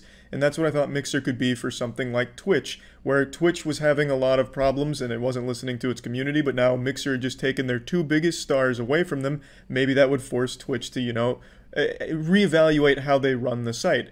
But unfortunately, Mixer just couldn't get to a level where they were an actual threat to something like Twitch or YouTube or Facebook Gaming. And I think that's unfortunate, but this shutdown is more than just a company shutting down. This has absolutely devastated a lot of people that have dedicated their lives to streaming on Mixer. And this, I feel like a lot of people probably knew this day was coming at some point, but just not this soon. This was like a septic tank that just fucking blew up. A stick of dynamite was shoved in there by Microsoft and they just blew the whole thing wide open here. Microsoft did what it does best. Ruin a fucking company. Not that Mixer was doing incredible on its own, but Microsoft gave it the curse. Who remembers Skype? You guys remember Skype? Skype was a household name. When you thought of talking online, you know, texting your friends on the computer, voice or video chat with your friends, you thought of Skype. Hey, I'm going to Skype my friends. Got to hop on Skype. Got to talk to some friends. I'm going to get on Skype tonight. We're going to hang out. Skype. Everyone knew what Skype was. It was huge. It was the go-to for chatting online. And then Microsoft does what it does best, and fuck it. Nowadays, Zoom. Zoom now has that brand recognition, but Skype used to have that. And Skype today is basically just official malware.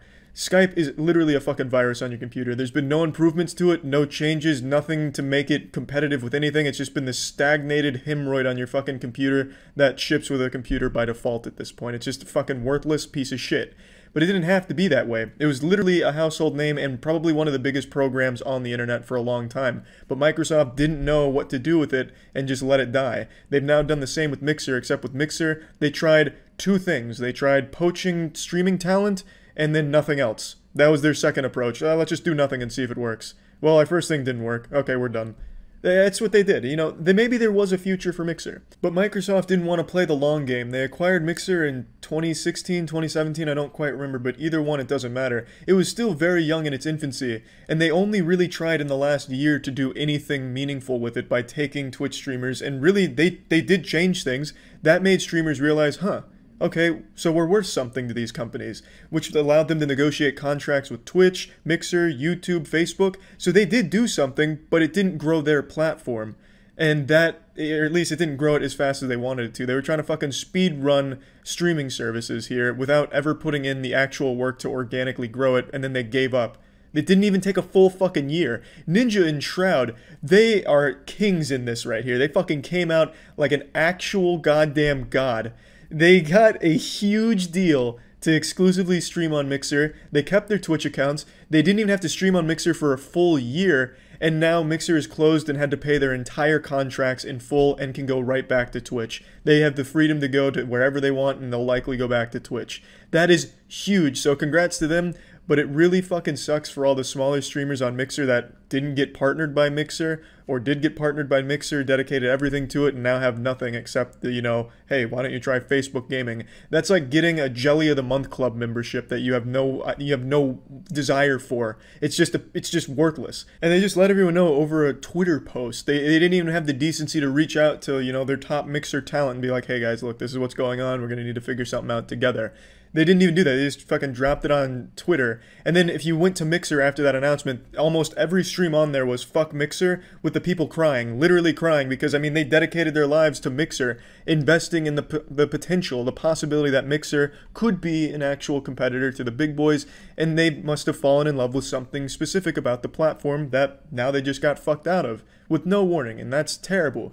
Now, I imagine everyone on Mixer will probably go to Twitch, and I imagine their viewership will actually probably increase because, I mean, Mixer, again, was really struggling in that regard, so it could be a net positive for some of these creators, but that's down the line. Immediately, their live, it's come to a screeching halt because of this decision out of the blue with no warning. So now they have no plans and no preparation, that they're going to have to figure out where to go from here. And I can tell you where they're not going: Facebook Gaming. 100%. I can tell you the majority of those people are not going to Facebook Gaming. Even if the platform looks appealing to them, out of pure principle after what Mixer did to them, they will not be joining Facebook Gaming. I can almost assure you of that. And especially when Facebook Gaming has a program called Level Up, that shit's terrible. That has like no actual relevance to what I'm talking about, but I hate when these companies use like gamer terms to talk about shit like, this is the Level Up program, this is the Prestige First Edition program. I hate that. It shit's embarrassing. At least with Twitch and other things, this is a subscribe. These are bits. That's about it. No goofy fucking Discord jargon. Oh, this is the High Elves Sprinkle Dust. Look at this. It seems Nice Guy Mc45 has just sparked up 15 quablobbles on ya. Wowee. Hate that shit. So fuck the Level Up program. But yeah, anyway, I just wanted to talk about this because it is such a big deal. And I did make a video initially talking about when Mixer took Ninja away from Twitch and, you know, where I thought that was going to lead. Spoiler alert, I was totally fucking wrong. I thought Mixer was actually going to be a competitor to Twitch in like 2 or 3 years. They didn't even make it a full fucking year after that decision. So I overestimated Microsoft's ability to stick with something, I guess. But yeah, anyway, I just thought this was something that was worth talking about, and really good luck to everyone on Mixer that's now looking for where they're going to go next. That's about it. So yeah. It's so weird how every single game that comes out right now needs to have some kind of grand debate about it. Like, controversy needs to surround every game as gamers desperately try and find something to hate about every single title that comes out. And the latest argument leaving bodies in its wake has to be the dumbest I've seen so far, with people pretending to care about the absence of swimming mechanics in the new Mafia game. I'm starting to think maybe those 5G towers actually did do something to people's brains, because this shit is fried. A clip went viral on Twitter where they showed that Mafia: The Old Country doesn't have swimming. But it turns out it's also incorrect, and there is a swimming animation in the game. It's just this game doesn't use swimming. It's not an open world game in the first place, by the way, yet so many people were outraged and kept shaking their fist and planting their Dorito-crusted swamp ass all over this game's reputation, calling the developers lazy for not adding swimming. This is what's wrong with modern gaming. No swimming. They don't care about the detail. My immersion is ruined. Like, what are you, 6 years old? Your immersion? Well, you need to see the character do a fucking breaststroke in order to clap in your chair and enjoy the game? Like, what the fuck? It is not an open world game. Some of the greatest games of all time don't have swimming in there. I didn't see anyone making a big hoopla when Elden Ring didn't have swimming mechanics and water levels. People just genuinely want every game to fail and will find the most outlandish things to pretend to be upset about in regards to them.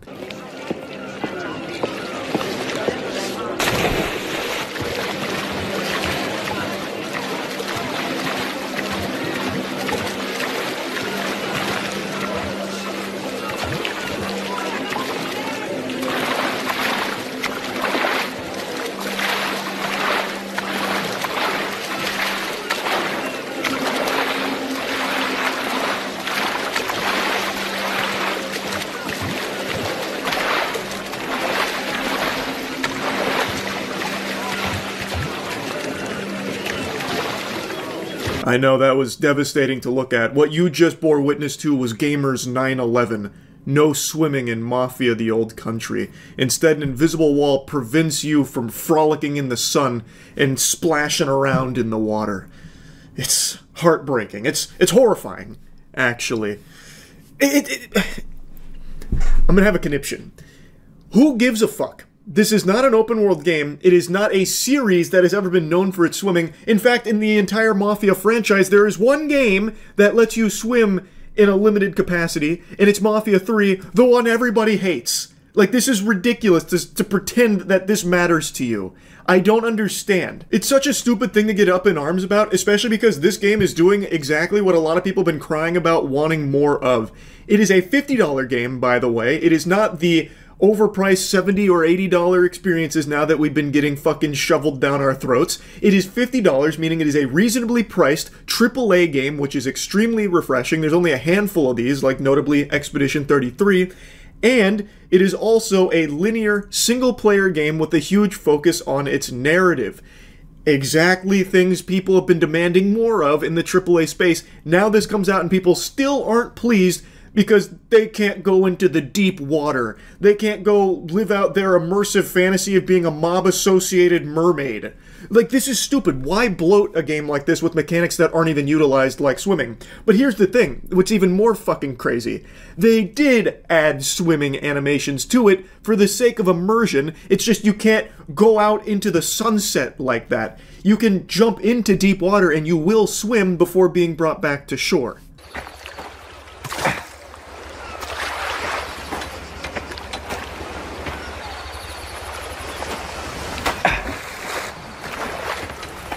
I forgot to turn my face cam off while watching that so you can get the real-time Charles reaction to seeing this riveting piece of information surface about the swimming animation actually being present in Mafia the Old Country, contrary to the popular belief spread around Twitter. And as with everything, it is impossible for people to admit that they were wrong, so when this information hit the mainstream, people said, oh, it's even lazier than I thought. Oh, so there is swimming animations, but it just fades to black and you're back on the dock? Oh my god, this is deplorable. I will never buy another game from this company ever. The laziness is palpable. They're getting paid to do fucking nothing over there.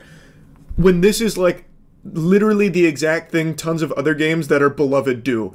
Try swimming in Arkham Knight or something. See what happens. It's exactly the same.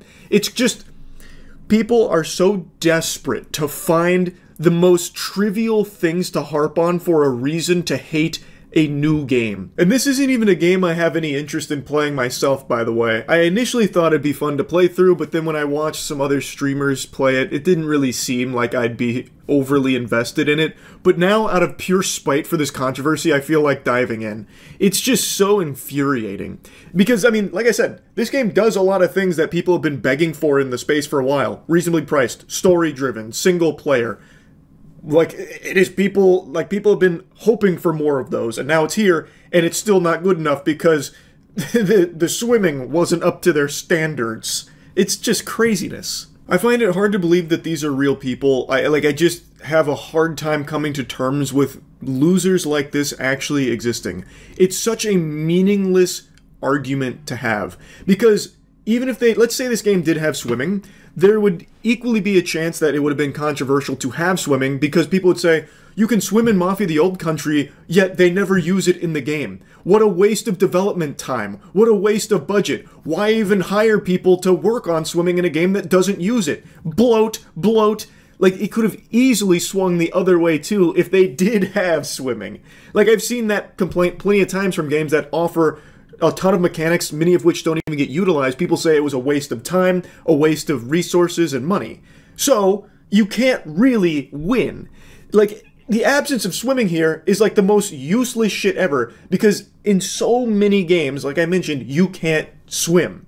It's not like this is exclusive to just this, and it's not exclusive to just modern games either. Go back 10 years, 20 years, whatever. Some of the best games ever made do not have swimming in them. Like, it is just an immutable fact. If a game doesn't require swimming, if it doesn't necessitate having swimming mechanics, why bother putting them in there? It doesn't even do anything for immersion anyway. The only place where you could have swimming and not really need a focus on it would be in like an open world game, which this is not. It is a story-driven, linear, single-player game. So why the fuck would you even bother wasting the time putting it there to begin with? It's just so brain dead. Now, I have been someone that's been pretty vocal about how modern games don't do a lot of the small stuff that older games used to. The best example of this is Left 4 Dead versus Back 4 Blood. Left 4 Dead spent a ton of time crafting really immersive gore elements that really breathed a lot of life into the game. It was extremely impressive and it looked amazing. Back 4 Blood, a much more recent game, like a decade after Left 4 Dead almost, didn't have anything near that level. And it's not just this example, like there are just so many modern games that don't do what a lot of the earlier games did when it comes to like destructible environments or like small things built in the game. Even just super simple stuff like having a plethora of animations that could possibly play depending on where you shoot an enemy or something. Nowadays, instead of spending all of that time and money on those like small elements, they'll focus more on like the big ticket stuff, the big picture things, as opposed to like these really small handcrafted details that used to be more prominent in earlier games. And that is an art that I miss. I wish there was more of it, but this is not an example of that. This is not like a modernized, you know, lazy dev, cutting corners type situation. This is literally a game that doesn't use swimming, doesn't need swimming, not having swimming, yet they do still have an animation for it should you choose to jump into the water. So, like, they did actually care about the immersion and detail to at least put in a swimming animation that'll play briefly before getting out of the water. Like, I think they did everything correctly when it comes to that. Anyway, I'll stop yapping about it. This shit is cringe. It was a stupid argument. This should have never been controversial in the first place. It's dumb. That's really about it. So, yeah. If history's taught us one thing, it's that gamers are the pride and joy of the human race. I feel like the only reason the Lord ever even made humans to begin with was so that we would eventually evolve to a point where we can finally reach our ultimate metamorphosis and become the turbo gamers we were destined to be. And my friends, it's with a smile on my face and butterflies in my tummy that I proudly announce that we are entering the golden age of gaming. We have arrived. Gamers can't stop winning. We eat good, fuck good, feel good, and when someone stands in our way, we say, "Listen, Buster, you noob, get out of town or I'm gonna have to level up on your ass." And that's exactly what just happened in court, basically, with the FTC. The FTC got the latest smackdown from gamers when they tried to block Microsoft's acquisition of Activision Blizzard. Those fools at the FTC, those bumbling, imbecile, homunculus morons, thought that they could walk all over our God-given right to game. Hard. And now, they're learning a tough lesson. Don't tussle with the virtual muscle, or you're gonna end up looking silly. The cyberspace is a circus, and now you're the clowns. Now, for those of you who have no fucking idea what I'm talking about, I'll briefly explain. Microsoft made an offer to buy Activision Blizzard for $69 billion. An offer Activision Blizzard couldn't resist. Like Mr. Krabs with the dollar signs in their eyes, they were pretty on board with the idea, so they began moving forward with the conversations, because $69 billion, that's a lot of doubloons. That's enough clams to make you slap your own mother. So they were going forward, going through with the process, but encountered quite a few obstacles along the way, the biggest one being the Federal Trade Commission blocking the acquisition. They were arguing that if Microsoft was to acquire all of the properties under Activision Blizzard, they would then have the means and motivation to harm competition and be very anti-competitive, because they could basically like take something like Call of Duty exclusive to Xbox. This was a big talking point, actually, Call of Duty in particular, but Activision Blizzard has major heavy hitters in the video game space, and they were arguing that under Microsoft's control, they wouldn't really have incentive to release a quality product on rival consoles like Sony's PlayStation. So they were a bit concerned about, this being anti-competitive and maybe potentially even forming a monopoly down the line, so they motioned to block this acquisition. And this has been an ongoing battle for the last few months, and Microsoft's been making a lot of arguments about why it'd actually be the contrary. Should Microsoft get Activision Blizzard, they would actually enable more access to the properties, taking Call of Duty to a platform like even the Nintendo Switch. For all 6 people, that would be delusional enough to buy a Call of Duty game on the Switch, because that'd be running at like 5 FPS. That fucking console can barely even handle mobile games. But there would be more access to it, according to Microsoft.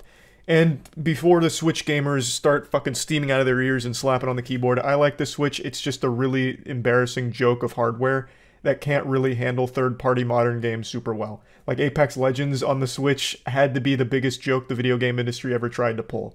Nintendo Switch is good for just basically their first-party exclusives, so it is cool if Call of Duty does go to the Switch like this. Like, I mean, that's great. More access is always a good thing, but that would be like the worst way of playing this game, I imagine, unless they release like the Switch 2.0. But regardless, Microsoft was arguing that if they do get Activision Blizzard, this would only actually help give people more means of playing these games on consoles. They wouldn't take anything away from rival consoles, and they've been making these arguments for quite a while now, and it seems to have worked because today, the judge ruled in favor of Microsoft. So they chose all of the correct dialogue options in order to get the Microsoft good true ending, I suppose. According to the judge in this case, they stated that this court's responsibility in this case is narrow. It is to decide if, notwithstanding these current circumstances, the merger should be halted, perhaps even terminated, pending the resolution of the FTC administrative action. For the reasons explained, the court finds the FTC has not shown a likelihood that it will prevail on its claims this particular vertical merger in the specific industry may substantially lessen competition. To the contrary, the record evidence points to more consumer access to Call of Duty and other Activision content. The motion for a preliminary injunction is therefore denied. Fucking caps lock denied there. That's like some shit out of League of Legends. Judge was getting a bit toxic there, fucking locking that one down in caps. So the judge gave the thumbs down in the Coliseum here to the Federal Trade Commission's block on this Activision Blizzard play from Microsoft. They even just wiped their ass with an analysis from a Harvard economics professor who was arguing that they would have financial incentive to make Call of Duty an Xbox exclusive. And they said that this failed to take into account plans for the franchise to remain on PC, come to Switch, and be accessible through cloud gaming. Before the merger, a consumer wanting to play a Call of Duty console game had to buy a PlayStation or an Xbox. After the merger, consumers can utilize the cloud to play on the device of choice, including, it is intended, on the Nintendo Switch. Perhaps bad for Sony, but good for Call of Duty gamers and future gamers. I think they're actually right on the money with this one here. Before all of this hoopla here, if you wanted Call of Duty on the console, it was either Xbox or PlayStation. So I do understand the rationale behind if the Xbox manufacturer gets a hold of Call of Duty, if they grab the scrotum of Call of Duty, why would they even bother to continue putting it on Sony's PlayStation? You know, that's their competition. Like, I get where the thought process is coming from, but they fail to take into account that Microsoft itself already allows its exclusives to go to rival platforms, the PC. Microsoft itself, there's no such thing as a real Xbox exclusive anymore because all of their Xbox exclusives go to PC at the same time, pretty much. So they kind of have already shown that they're okay letting their biggest titles go to other platforms. So I don't see why they'd think that it would be different here if they controlled the IP. Like, they would still benefit from it going to PlayStation, and they'd benefit from allowing even more access, like going to the Switch. And they've already allowed all of their exclusives right now to not be locked down to the Xbox because they already go to PC too. So I do think under Microsoft there is going to be more access to things like Call of Duty. This was a huge talking point in this case because Call of Duty is such a fucking power franchise. And I do think that they're correct that under Microsoft, I don't see it being exclusive to Xbox or anything. It'll probably just be more accessible. Sony, on the other hand, has shown many times in its past that it wants to have its cake and eat it too. It wants to be like your only option. I've already gone over this in previous videos, but there have been times in the past where Sony has legitimately tried to do anti-competitive practices because they have a very strong market share in the video gaming space. And they don't budge on fucking anything mostly. And I think Sony recognized this, which is why they'd be looking out for their own selfish interests to continue to have that stranglehold on the market share. they realize that under Microsoft, Activision Blizzard properties being more accessible hurts their position, because now you no longer just have the choice of Xbox and PlayStation. Now Nintendo Switch could enter the conversation, cloud gaming where you could play on other devices as well. So Sony, I think, really only cares about itself, not like the good of the gaming space. So I overall do think it's a good thing here. I'm not exactly a Microsoft fan. I think pretty much every studio they touch turns to shit. And I really think the Xbox has nothing on it at all. It's just kind of a fucking brick. I have not got my Xbox out of this drawer in front of me in over a year and a half. And the only reason I brought it out a year and a half ago was to replay an old Xbox 360 game called Bayonetta. Love Bayonetta, by the way. So there's just, I think the Xbox Series X and all that is a fucking flop right now. Phil Spencer recognizes that. He even had that statement not long ago about how they've completely lost the video game industry race right now.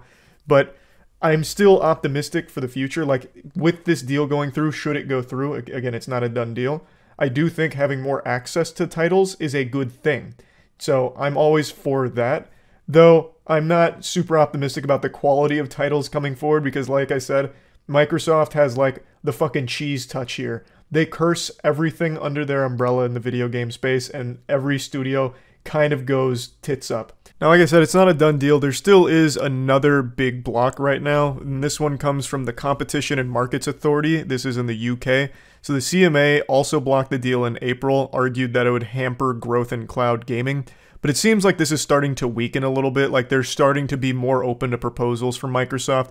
So it feels like that's only a matter of time before that's no longer an obstacle for this acquisition. But yeah, anyway, just wanted to give you this update because this is a very big deal in gaming. This is by far the biggest fucking deal like ever done in gaming.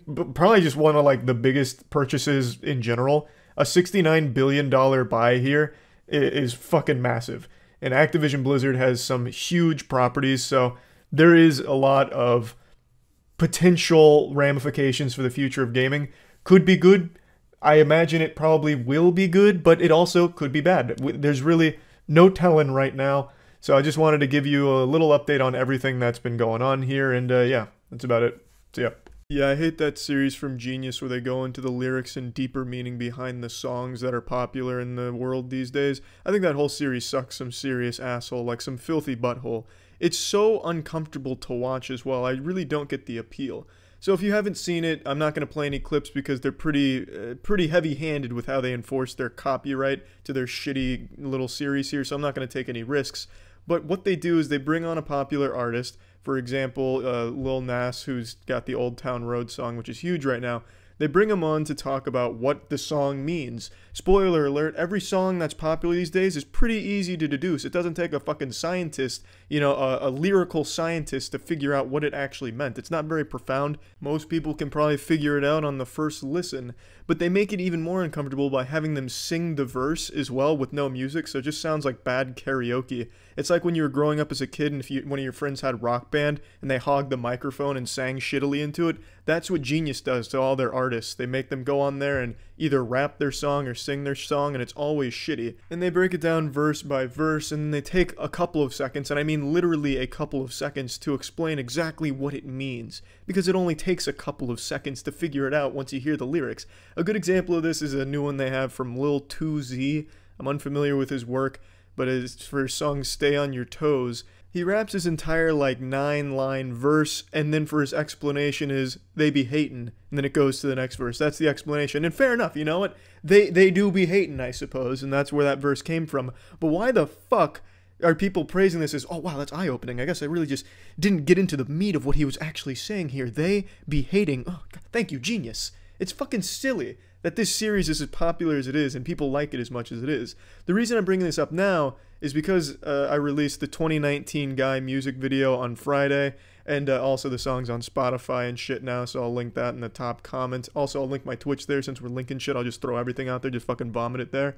Ever since I released that, I'm getting emails from Genius begging me to come on their show to talk about my profound lyrics and the deep meanings behind them.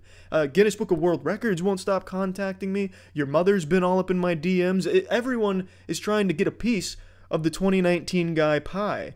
the cream pie. And I just have no interest in any of that garbage because it's unnecessary. Everyone's going to draw the same conclusion about the theme of the song. That's how it is for every popular song right now. I don't mean to drop trousers and wet fart into your cereal bowl in the morning, but big music these days is not profound. It's not designed to be profound. It's not meant to be, and it doesn't need to be. It's all very obvious. Making these genius lyrical breakdown videos with this just fucking generic cliche shit is all just milking the tender titties of a trendy popular song. And, I guess there's really nothing wrong with that. People eat it up, so good for them. They have a piece of shit entertainment. But much like the Fine Bros in their React series, if I don't understand it and I don't like it, I want to take a shit on it. And I want to shit on Genius here because I never really watched any of their lyric breakdown things until, like, yesterday. Because, now that 2019 Guy has become the biggest song in the world, literally Kurt Cobain sent me an email the other night telling me how good the song was. So we've got, the Cobain Meister on our side here. If he's in our corner rooting for 2019 Guy, we've got something special on our hands. But now that it's at that level, I figured, I'm going to be getting these offers from Genius. I'm going to be talking to Conan O'Brien via email on The Late Show. Probably going to decline him. Sorry, Conan, to let you down. So I was getting my homework in there, seeing exactly what these shows were, and Genius is just so bad. I don't understand this series at all with this lyrical breakdown shit. It offers nothing of value. You might as well just bring the artists on there to just spread their ass cheeks and show their butthole. You'd get about the same amount of quality from that little short video as you do from the 6 minutes of really vague, shitty breakdowns of the lyrics that everyone already understood anyway. I watched a good handful of Genius videos and it felt like I was watching an episode of Yu-Gi-Oh! Every time. They put the lyrics up on screen, you know exactly what the lyrics are about, but then you still have the person telling you exactly what they're about. It's like in Yu-Gi-Oh! When they play the card, this is Pot of Greed, draw 2 cards. Well, it says on the card, I can read that, I know what it does, and yet Yu-Gi will spend a couple of seconds or minutes explaining it. I get it, Yu-Gi. Thank you for blasting my urethra with the knowledge that I'd already acquired just by looking at it. It's just a really dumb, shitty show. Now, full disclosure, because Genius does seem to be like douchebags, I did not get invited to Genius to do a lyrical breakdown. Sorry to, ruin the surprise, break the magician's code, and reveal the secret. The curtains come up. I didn't get invited, but I watched their shit because I thought it'd be entertaining if they did. If they do decide they want to invite me, I'm certainly declining it because this is really a shitty show. I think it's a very bad show, and that's just kind of what I wanted to talk about real quick. That's it. So, yeah. I have had it up to here with US immigration. I want there to be no confusion. I think the US immigration process is a laughable, pathetic joke. In fact, it's not laughable because I'm not giggling. You don't see me spitting up with a smile on my face, kicking my feet in my high chair. It is terrible. Pardon my French, but it is poop. It is so unbelievably horrible. In particular, I am angry at one individual. Just one specific individual. The U.S. immigration agent that's handling our case. But this individual is infamous in the esports scene for declining teams and people for the most ridiculously stupid reasons imaginable. A month ago, I made a video kind of going over the basics of what I'm going to be diving into deeper today. In a nutshell, our esports team, Moist Esports, has an Apex roster, and we're one of the best in the world. We are currently ranked 4th in A, with still another whole series to play. We're still a whole series behind the people around us, and we're still top 4. We're a fucking outrageous squad of maniacs out there, some of the best talent Apex has ever seen. Our team came from Australia. Our plan for the season was to bring them to NA, where the competition is more fierce. NA is a powerhouse in Apex. So we brought them over to NA, and then at the very last second got rejected by US immigration, and they were declined entry into this country. So we had the last second pivot, change all of our plans, and get them to Canada so they could still play this split. So they're currently in Canada, and we've been actively trying to get them to the US. And I cannot overstate how much of a nuisance it was to get that rejection when we did. Because it came at the very end of an extremely long, drawn-out, tedious process where just out of nowhere they decided to flip the switch saying, nope, actually, they're not welcome here. Declined. And there's nothing we could have done to rectify it or change it. They just decided they didn't like us anymore, so they declined it fundamentally with no real reason. And since this is such a slow process, I swear to God, it might be one of the slowest things on the planet. US immigration moves slower than Robert De Niro in The Irishman. It is fucking disgraceful how awful the optimization is for this process. So all we could do was get them to Canada so they could still play this split here in NA like we had planned on. And while they're doing that, we're still trying to get them to the US. Now, initially, we didn't really understand why they were declined. All we knew is this sometimes happens in the esports scene. My little tinfoil hat theory was that the agent was afraid of Waltzy. Waltzy is one of our players, one of the best in the world, and he also happens to be a power lifter. So perhaps they were just worried that he'd pose a national security risk for being too strong, that he'd go around snapping Americans in half. All we could do was really speculate and resubmit, which we did. And now we've received a response from the resubmission forms, and after going through everything with lawyers and making sure it is as buttoned up as possible with all of the best in the industry, I am happy to say we are still fucking struggling because the agent is a geriatric fossil that is absolutely just out for some kind of vendetta. I think they might just hate the word moist. That's probably a very real possibility. But they have asked us to submit even more evidence and even more clarification on things, which ordinarily I would have no problem with. But we've already done this once. We did this song and dance last time, only to get rejected many weeks after doing that. This isn't a fast process. If it was fast, I wouldn't care. Be like, oh, okay, you need more papers, more documents, more clarification. Fine, we can provide all of that tomorrow. And hopefully hear from you in the next day or two. That's not how it works, because after we do submit all of those, further appeals for evidence, it takes weeks, multiple weeks, for them to respond, and they barely fucking look at what you submit, I feel. In the last video I mentioned that our agent didn't believe us that we were placing so high, and they didn't bother to look into it at all. Well, that is another thing that is a fucking problem, because they still don't believe our placements. Our team crushes it at the majors, and we were number 12 at the World Championship, and one of the things they need clarification on is why they should believe us that those placements are real or important. You rat bastard, what do you mean? We are submitting the official standings, the official placements for these majors and the World Championship. What do you mean you don't trust that? What? Actually, I wasn't there, so I didn't see it. I can't. This must be a fucking lie. Fly yourself out to the next fucking major and watch us then. Like, what do you mean? It's crazy how they can just pull that out of their ass. Like, oh, why should we believe the official standings? Ridiculous. You thought you could pull a fast one on US Immigration? No, sir. It's so stupid. It's so fucking stupid. But that's not the one I want to get hung up on. I'm actually going to just read this to you verbatim. I'm not going to show you it because that might be a legal issue. But I absolutely just have to put this out here. I feel like I'm in the loony dimension reading this shit. I am convinced that there's not a human being on the other side of this conversation. I believe that our lawyers have been contacted and communicating with Cleverbot, who is for some reason representing the US Immigration Services. It is so outrageously dumb. So you're going to need a little context behind this before getting into it. So when bringing the team to the land of the free, home of the brave, we were instructed to have a high-ranking EA official kind of glaze us to help convey to the US Immigration Services that our team is internationally significant to this scene. Now, when it comes to getting teams over here, this is what every esports org has to do. They have to convince the immigration services that their team is highly competitive, a top team that is worthy to come over here and start bleeding cheeseburgers like a true red-blooded American. So that's what we were doing, and we had a high-ranking EA individual kind of talking on our behalf. And again, this is something that the US Immigration Services, wanted. They didn't fucking believe that he's actually a real official. So let me read this to you. Written statement from an official of the sports governing body, which is who we were talking to. You may submit evidence from an official of the sports governing body describing how the athlete or team is internationally recognized. The evidence you submitted is insufficient. You submitted a testimonial from, redacted, I'm not going to drop their name, about the beneficiaries, redacted, is a senior manager at Electronic Arts, EA, but USCIS cannot determine that his position is considered an official of a governing body in esports.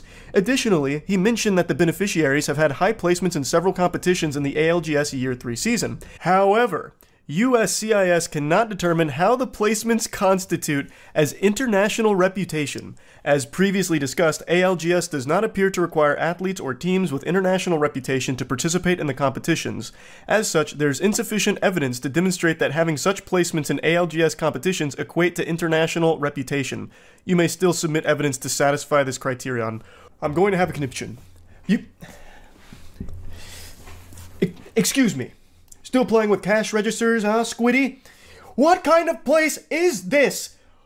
You wanted us to prove that our placements were real, and we had a high-ranking EA, who, of course, they own Apex, represents that side, talk on our behalf to confirm that the placements are real.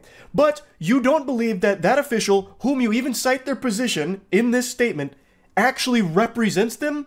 Is actually part of the official governing body of the esport? How can you not believe them? You even cite their position in your statement, a position that constitutes the esports side. What do you mean?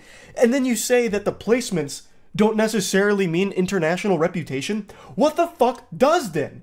How could any team possibly get into the country through this game if even the highest placements don't constitute international reputation to satisfy your criterion? It doesn't make any fucking sense. The agent here is well known in the esports scene because we've talked to numerous other orgs.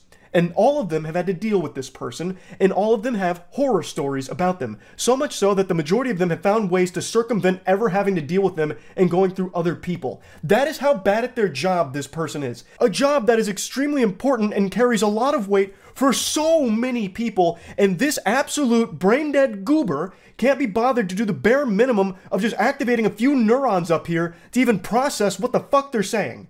Or what they're asking for. And when we submit the evidence that satisfies sufficiently what they want, they still are not accepting it for inexplicable reasons. That is not a reason what they've given there. How can you not believe that one of the highest ranking officials at EA for this area is not trustworthy or insufficient or doesn't represent the governing body? That is mind-bogglingly silly.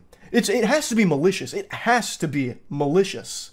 No one can be this stupid on accident and have this job. Again, this is a job that is extremely important. And you have someone this incompetent there? I don't believe it. This has to be on purpose. Not only have we been working with lawyers who specialize in this area, but we have been working with other orgs who have successfully gone through this process, albeit it seems they've done it with other individuals. Not this fucking womp from Super Mario 64 that we've unfortunately been cursed with over there at the US Immigration Office. This is craziness. How one person can just say, I just don't really feel like bothering to look into this at all, so I'm just going to say you're lying. I'll ask for more evidence and then not read it, and fuck you. That's absolute insanity. Even when we fulfill it to a T and bring in an extremely high-ranking EA official to speak on our behalf to our achievements in the scene, they still won't even accept that. What else can we do? Like, what else is there to do besides just somehow get a different agent, resubmit again, and pray, fingers crossed, we don't encounter this scourge? It's just ridiculous. I had to rant about this again after I was shown why we've been requested further information for the fucking, like, third time now, after being rejected. Like, it's... Oh my lord. What in tarnation? I cannot believe how awful this process is. Truly awful. And nonsensical. So yeah, I just had to rant about this. Again, there's your little Moist Esports update for our Apex team. Our Apex team is fucking crushing it. Gonna be watch partying their next game this Saturday. Hopefully more big dubs on the way. Our team is absolutely going fucking ballistic, so I love to see that. It's always a lot of fun. Feel free to stop into the streams. And hopefully pretty soon, you know, they can eventually come to the United States, like we had planned on many months ago. So, yeah. That's really about it. So, yeah. The title's not clickbait. I am actually suing US Immigration. I'm sure a lot of you already know the reason why, but let me catch you up to speed for those of you that might not know the lore. So, hop on in. Let me take you on a little adventure here through this infuriating journey of dealing with US Immigration Department, and in particular, one whippets-addicted, bedwetting homunculus agent there that absolutely just had a grudge against our esports organization, Moist Esports. I swear to God, if anime was real, I'd have enough rage against the US Immigration Department to finally go Super Saiyan. I cannot stand how corrupt that agency is. I've already made 2 videos having a conniption about it and losing my mind like a caveman who discovered fire for the first time, but what I discovered is just pure, rotten to the core, blatant corruption. I've explained the situation in great detail, but I'll give you the very short explanation for it. Our esports Apex squad consists of 3 Australians and 1 American. The 3 Australians were denied entry into this country multiple times over the course of 6 months. One of the reasons they gave us was they didn't believe they were as highly ranked as we stated they were, even though we gave them all of the leaderboards, the official standings, and they could also just Google that if they didn't believe us. But we even had an EA official, one of the highest ranking executives at EA, lobby for us and write on our behalf about how important our team is to the esports for Apex because we are so highly ranked. And US Immigration didn't believe that that guy was a real authority. He thought he was like the fucking Satchmo or something. Like, the guy didn't exist. They just wiped their ass with that guy's entire resume, just writing him off as some kind of make-believe EA cryptid. We fought a losing battle against US Immigration. The reasons were so fucking silly, and it prevented our team from coming into the country, which upended our entire plans of having them here for the Split 1. Luckily, we got them into Canada. They played all of Split 1 in Canada, and they finished second. So that means they qualified for the biggest tournament, which is the Apex LAN Major, which is happening right now in LA. But since we were denied so many times, they couldn't actually get to LA, which left us with only one option, which I was fucking freaking out about in the last video, where we had to release our team. Because they couldn't come to the US under our umbrella, the Moist Esports umbrella. We had to release them for them to even have a chance at playing at that LAN. But boy howdy, wouldn't you know it, that didn't work. They were denied ESTA visas. If any of you are foreign and have ever been to America, you know what an ESTA is. It's like a 99% success rate with getting an ESTA visa. Almost no one gets declined. You have to be like a notorious terrorist to get your ESTA visa declined. Fucking Osama bin Laden might have even been able to get an ESTA. That is how easily accessible those are. Yet, 2 out of 3 of our Australians were denied ESTAs. So only one of them, Imti, was allowed to come in on an ESTA, which means he got here while the other 2 couldn't.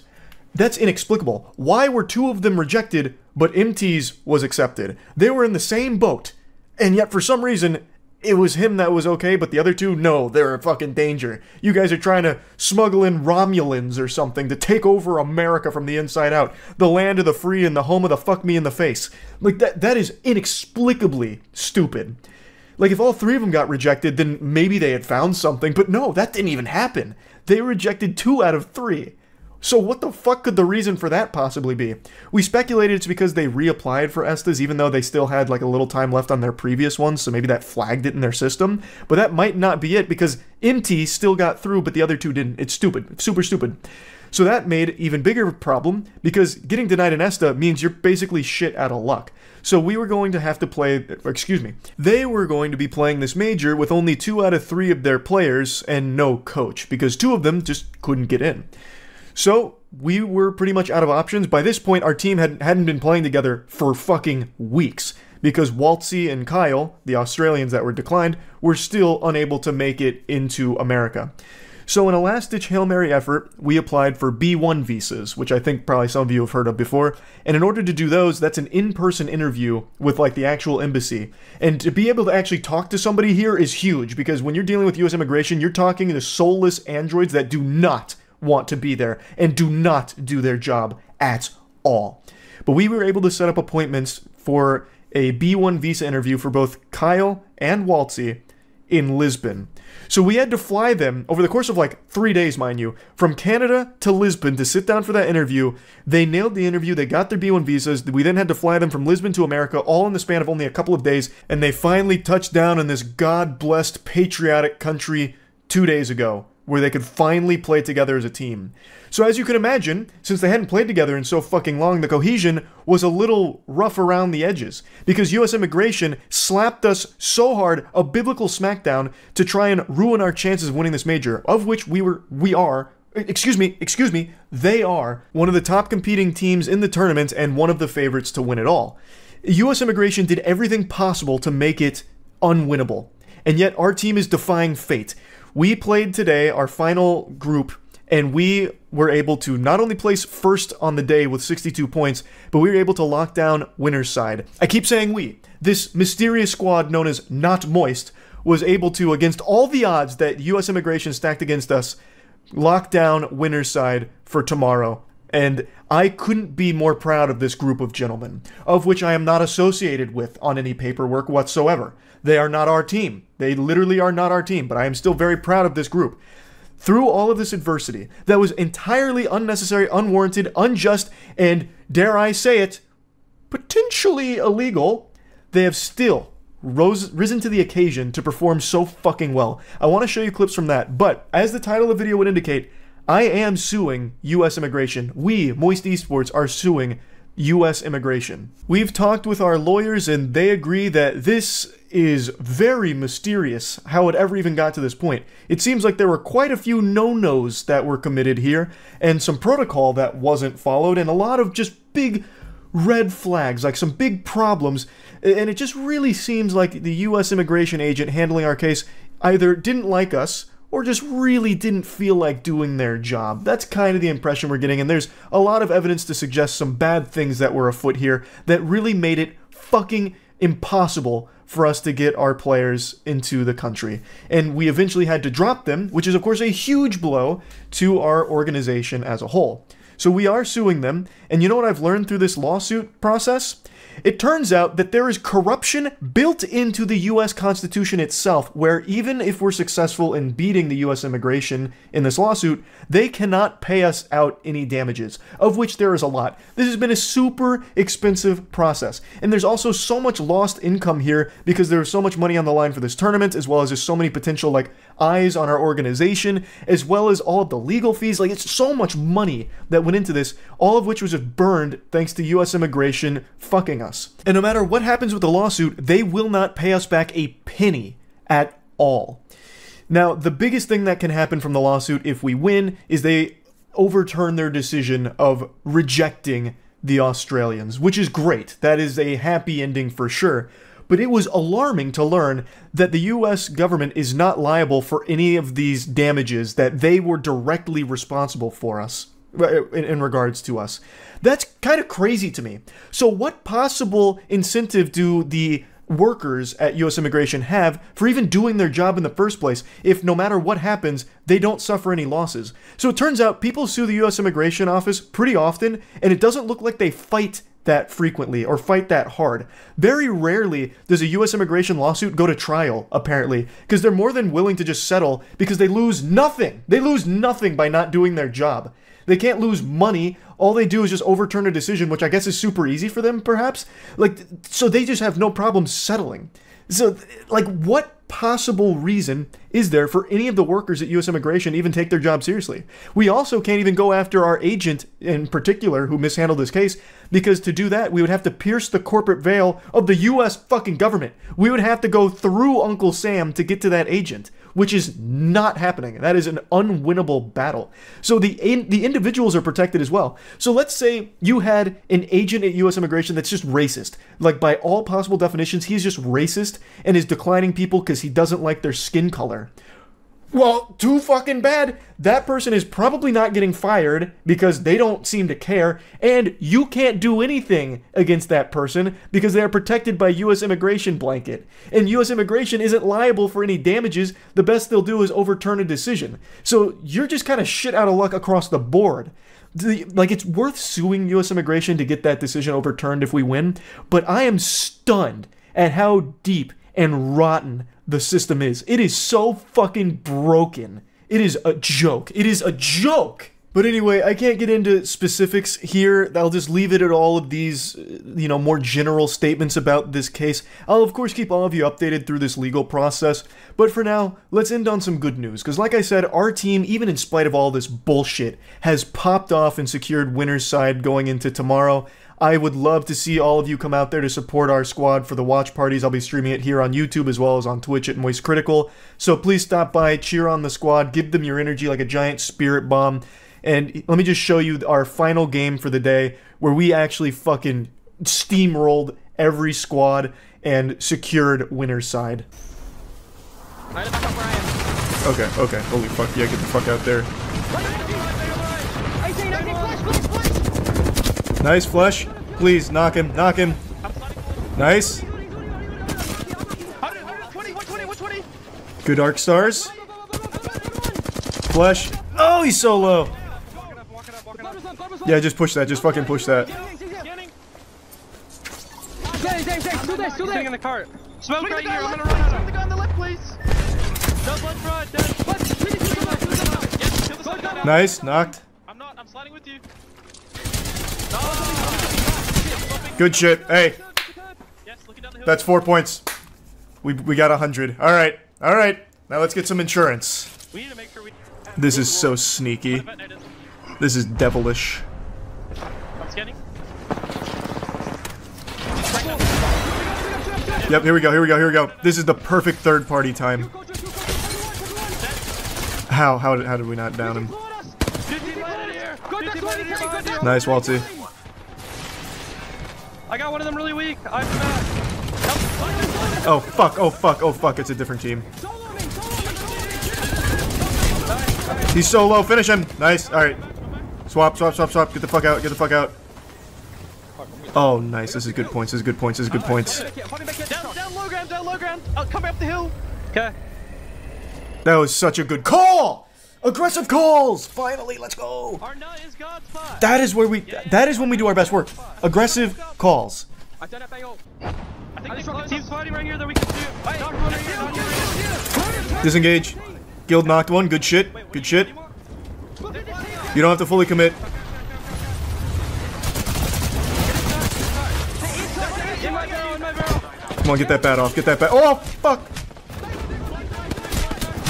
Oh god, okay. There's so many teams here now. Just survive for some extra placement points, Waltzy, please, God. No! I'm trying. I'm gonna smoke in you res, okay? Holy shit. I'm gonna hold. Holy shit. What the fuck? How? Waltzy! You fucking madman! You diabolical scoundrel! He did it! Holy shit! A reset! A fucking reset? In this day and age! Oh my god, there's so many! Get out, Waltzy! Fuck, please! I gotta swap. Yeah, just push him off, push him off. Just chill, they're getting shot by other people! Yeah, just relax. We can just farm some easy placement points here if we just don't overheat. They're on the outside of our nut. I'm making. They're They're on top! You gotta get a Getting a barrel down. shot Getting a barrel down. Oh my god! Let's fucking go! Okay, so getting rid of this trap so I can place it. Do it! Kill him! Do it! Do it now! On our roof again. Can I skynate these guys? I don't know. Maybe. How many grenades do we have? Oh, Jesus. No tags. Okay, man. We're still in! Scanning. Yeah. Here we are. Yeah, fuck, the nut is still here. It's the god nut!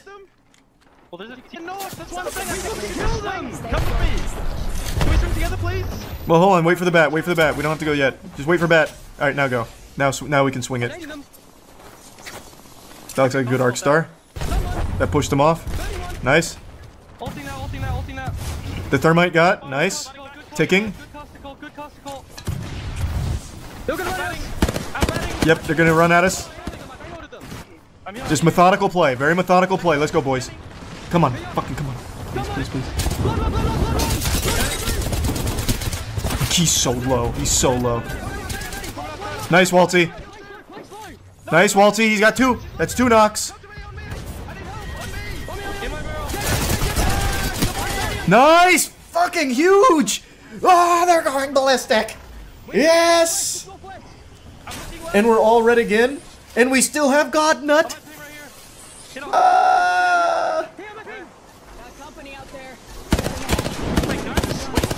Yes! It's all happening! Flesh. Holy shit, Waltzy's deep. But I like it. Nice, Guild knocked him.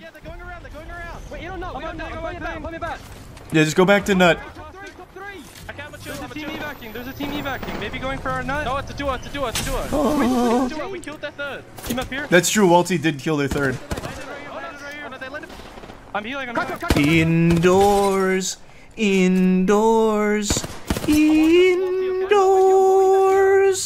Take it away, Waltzy.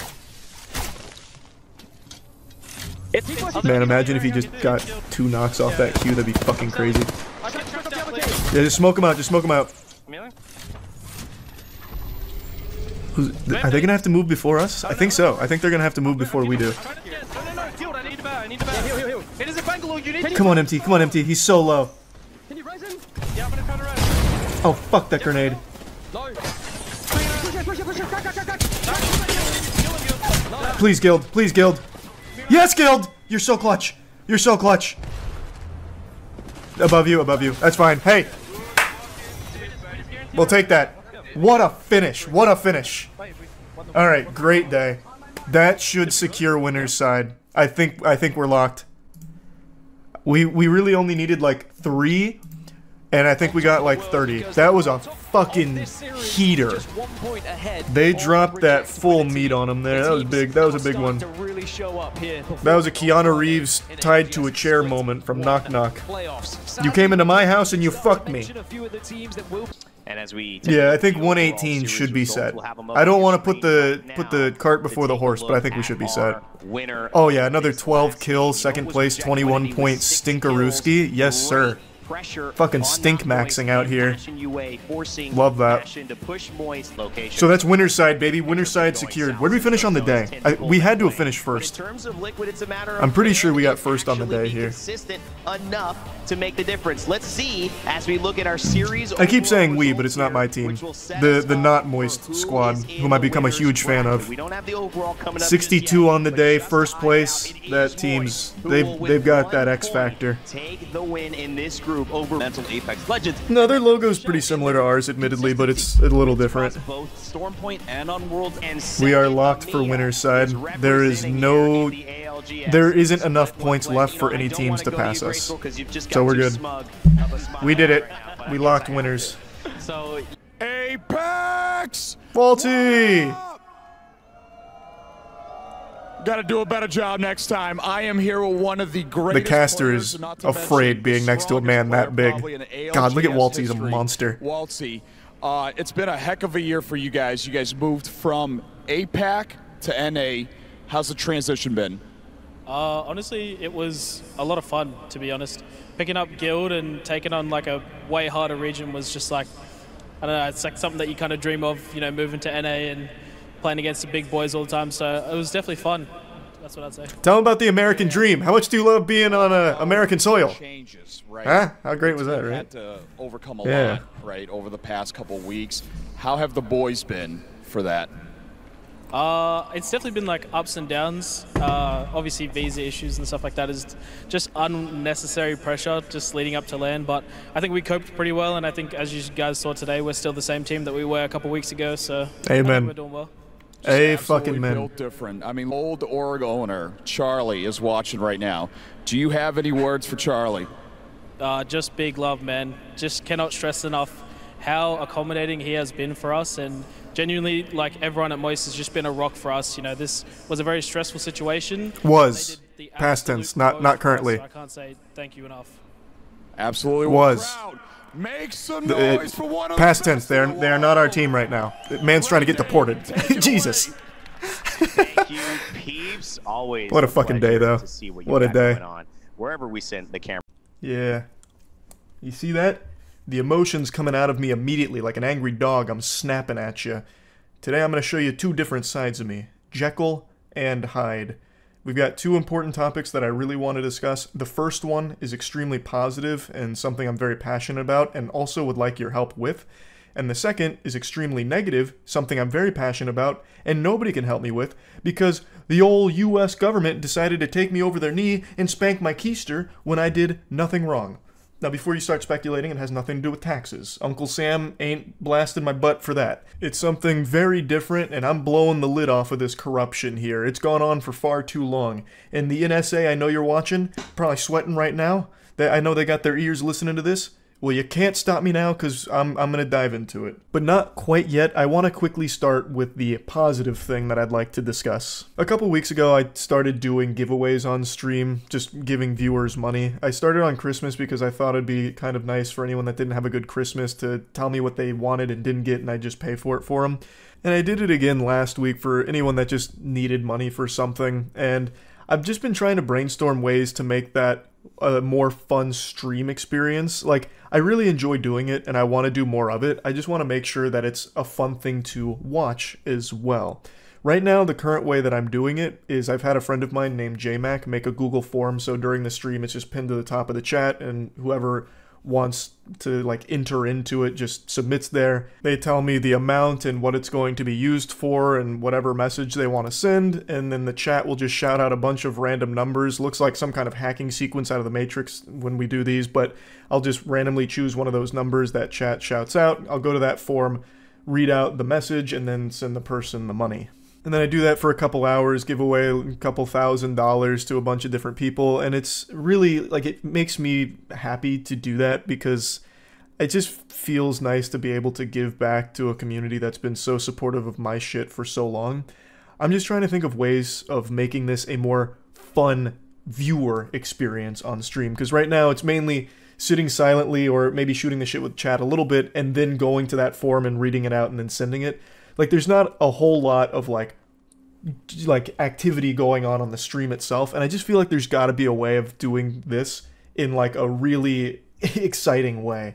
And I just haven't been able to come up with the right solution in my noodle right now. The main thing is I don't want it to be some kind of competition where people have to compete for that. Maybe that can be something different down the line, but for this, I'd rather it be something that everyone, of course, can participate in, and I just haven't been able to figure out exactly what that could look like at its best. So if anyone has any ideas, just comment them down below, and I'll definitely take a look there. But anyway, let's move on to the extremely negative topic that I really want to rant about because I've been fuming on it for days. I briefly touched on it on stream, but the more I marinate on it and the more I learn about this, the more I get upset. So I want to dive in even deeper. Now, I'm sure a lot of you know this, Moist Esports is one of the best Apex Legends teams in the world, and our squad comes from Australia. That's where they've been playing out of. But this split, we wanted to bring them to the United States of America, the land of the free, home of the brave, the place where the cheeseburger was invented and communism was prevented. Amen, brother. This is where Jesus Christ was born, and this is where Moist Esports is going to give birth to the biggest goddamn W the world's ever seen when it comes to Apex Legends. So, we began the visa process to get them over, and we submitted all of the necessary paperwork. We had all of our attorneys working through everything. We even collaborated with all of the other big organizations that have done similar things, and we're even doing similar things this split, and it was all smooth sailing. No hiccups, no bumps in the road. We started to put all our plans in motion. We had a place picked out for them here in Tampa. Also, we have our warehouse where they'd be playing out of. It all looked great. And then we got a request from the agent in the US government here that was handling our case, saying that he needed a little more information. And that's a little tedious because we submitted all the necessary paperwork and all the documents and everything that all the other orgs submitted and did not get a request for further information, but for some reason we were picked out for it, so it is what it is. Sometimes that's just the way the cookie crumbles. We went through the tedious process of providing even more insight to the things that they were requesting, and we put all that in and had to wait again. Now keep in mind, this is not a quick process by any means. The US government ain't exactly known for its speed. This shit isn't exactly kicking in the afterburners or anything. There's no NOS boosters when it comes to this process. So this is over the course of weeks. And that's crucial time because our team needs to get here so they can start practicing together in the American soil on our ping for this split, so that way they can be prepared for when the season starts in a couple weeks. So all of this long waiting period of them not being allowed here also prevented them from being able to practice here, which is, of course, detrimental. So it was stressful and a headache, but we got everything in. And then we got a message back from our agent, who, of course, is representing who is taking on our case and representing us and giving us either the thumbs up or thumbs down on whether or not our Australian professional gamers can come to this country to play professionally. And the answer was no, they cannot. So, huge round of applause for that guy. He just prevented 3 gamers from coming to this country and wreaking havoc. I don't know what else we could have possibly provided. We did everything every other org did and more and still got declined. So I don't know what else we could have done. Maybe we needed to get like some kind of testimonial from each of our players' ex-girlfriends to confirm that they're not a terrorist or something. I have no fucking clue. we were left in the dark, but the answer was no, which means we then had to start scrambling and get our Australians to Canada instead, so that way they could still play in this region, because obviously if they stayed in Australia, the ping differential is going to be a nightmare. It's going to be a huge setback for them to be playing in the NA region while being in Australia. So obviously having them in Canada still puts them in the NA region, and it was our only option left at this point since the US immigration agent decided to spit in our face, and led to a lot of panic. But we eventually got them to Canada, where it was a lot smoother and more seamless. And then we eventually found out the reason for being rejected. And when I tell you that it is one of the most head-scratching explanations, I'm not exaggerating. It is so bafflingly, like, I can't even say frustrating, actually, because it's just laughable. It's comical that people like this are working in the positions they are, because it's very clear that the agent that had our case has no fucking clue what professional video games even means, or what video games even are, for that matter, is the impression that I got from all of this. I think what happened is he might have gone to Waltzy's Twitter and saw Waltzy throwing up 400 pounds with ease and just got afraid of him, thinking that he might be a national threat for being too strong. Like, that'd make more sense than what he gave us. I can't go into the finer details of it, obviously, because that might be a violation, but I'm going to give you a couple of the broad strokes. The one that had me actually giggle when Matt told me is that our agent didn't believe us when we said we were one of the top teams in the world. We submitted the official, rankings of everything and where we place in all of the majors as well as the World Championship and everything, and by every single metric, we are a top 15 team at least. By a lot of other calculations, we'd also be in the top 10. But basically, we just submitted that we are just one of the top teams and then gave all of the rankings and everything, and he didn't believe us. He thought we were lying, fundamentally. Something that he could easily confirm with a single Google search of just Moist Esports Apex and then look at our results and then just look at where we rank amongst all of the other teams. He could have easily verified this, but instead just didn't want to. Instead just said, nope, you're telling a fib, basically. So he fought us on that. Something that he himself could do with actually as little as 5 seconds on the keyboard. It's so fucking unbelievable that that guy has that job and won't even do the bare minimum of just confirming something that he might be a little skeptical on, and would instead just say, nah, it's probably a lie. Craziness. Actually, lunacy. But what's even more insultingly ridiculous is one of the other big things that they slapped us for. In our initial filings, they stated that they didn't like one of our clauses in our player contracts. And that clause was that we let all of our players keep 100% of their earnings, through streaming and also through, winning prizes. I believe they were both lumped together, but I think they were held up on streaming in particular. At Moist Esports, we don't touch anything our players make through streaming or whatever they win in the games they compete in. We let them keep 100% of it. The old US immigration agent did not like that and took an issue with it, maybe with the way it was worded. So, when we resubmitted when they asked for more information, we switched it around basically at their request. We changed around some of the wording, of course still not taking anything from players or anything like that, but we changed around the wording that may have been a bit of a pressure point for them. And then we got slapped again because we changed the contracts at their request, basically. We did what they asked us to do with making these changes, and then that was a problem that they rejected us for. We were damned if we did, damned if we didn't. It seemed like the US immigration agent that was handling our case here really wanted any reason at all to fuck us. We got in trouble for doing what we were basically asked to do, and then got punished for it. Again, it doesn't make sense. And when talking with all of the other big orgs that have gone through a similar process, I won't name any names here because, again, I don't know how specific I'm even allowed to get with talking about this situation, but all of the other orgs had similar experiences, or at least knew of other orgs that had similar experiences, and it's just a commonly accepted thing in this space that the US immigration is a fucking nightmare for it, and that they are needlessly nitpicky to the point where they will actually just ruin an entire process for this. Apparently in Dota 2 this happens pretty frequently. It's craziness that it's still in this state. It's 2024. How can we not have people in these positions that understand professional video games? It's a massive fucking multi-billion-dollar industry. Esports has so much in it, How can the people that are still in charge of this process not know anything about it and do garbage like this? It's so frustrating. But anyway, the Apex team is now in Canada. We are still ready for the split. We are still competing in A here. And I'm very optimistic. Our team's already popping off. So it's still, you know, we're still very happy, but it would have been a lot better if they were here in Tampa because we like having them around. They're friends. We play basketball together. We hang out. Like, it's fun when they're here. So it would have been great to have them in the actual United States. But that's off the table for now, and I just wanted to rant about that a little bit because it is disgusting how archaic this process seems to be. But anyway, I won't rant about it any longer because it may actually be extremely detrimental to do so, because then I'm going to get into the nitty-gritty, and that's probably not a good idea when it comes to the US immigration process. So yeah, wanted to talk about that a little bit.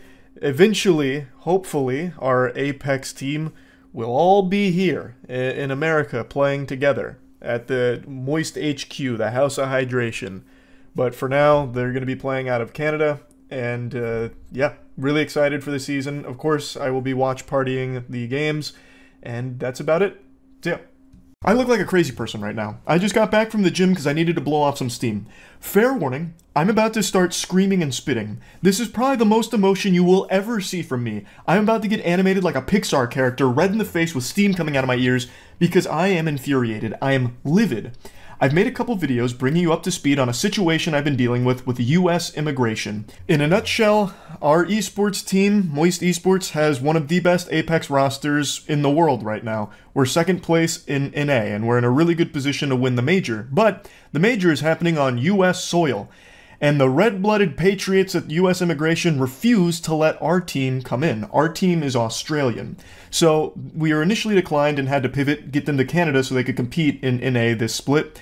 And we resubmitted, and our resubmission has just been declined again for legitimately no real reason, because the fucking glue-eating, crack-smoking, coke-snorting, lobotomite morons at US immigration just don't want them in the country for whatever reason they're drumming up here. We have been working with the best lawyers in the industry, the best lawyers on this fucking planet that specialize in this field, and none of them can believe that we've been declined again. They've never had these issues before, so they're as stunned as we are. We even have one of the highest level executives at EA going to bat for us with US immigration, lobbying for us to try and get our team in here because our team is very important to the esport because we are so highly ranked. And even with the goddamn Avengers on our side, US immigration slams the door in our face and turns us away like it's a lacrosse house party in college.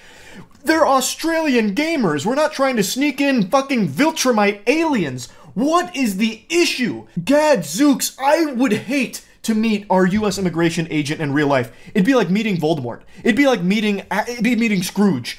Like an absolute joyless fucking husk of like a zombie. It can't even be a real soul. There's no way there's a human being that's handling our case. It's not possible.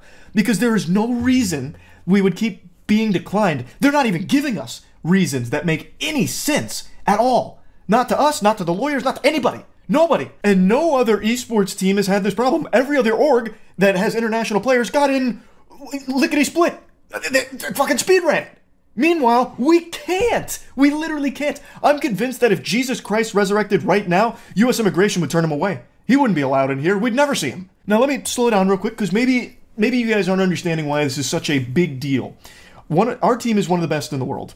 And this major is huge. It's massive. And obviously, we're very passionate about this game and this esport.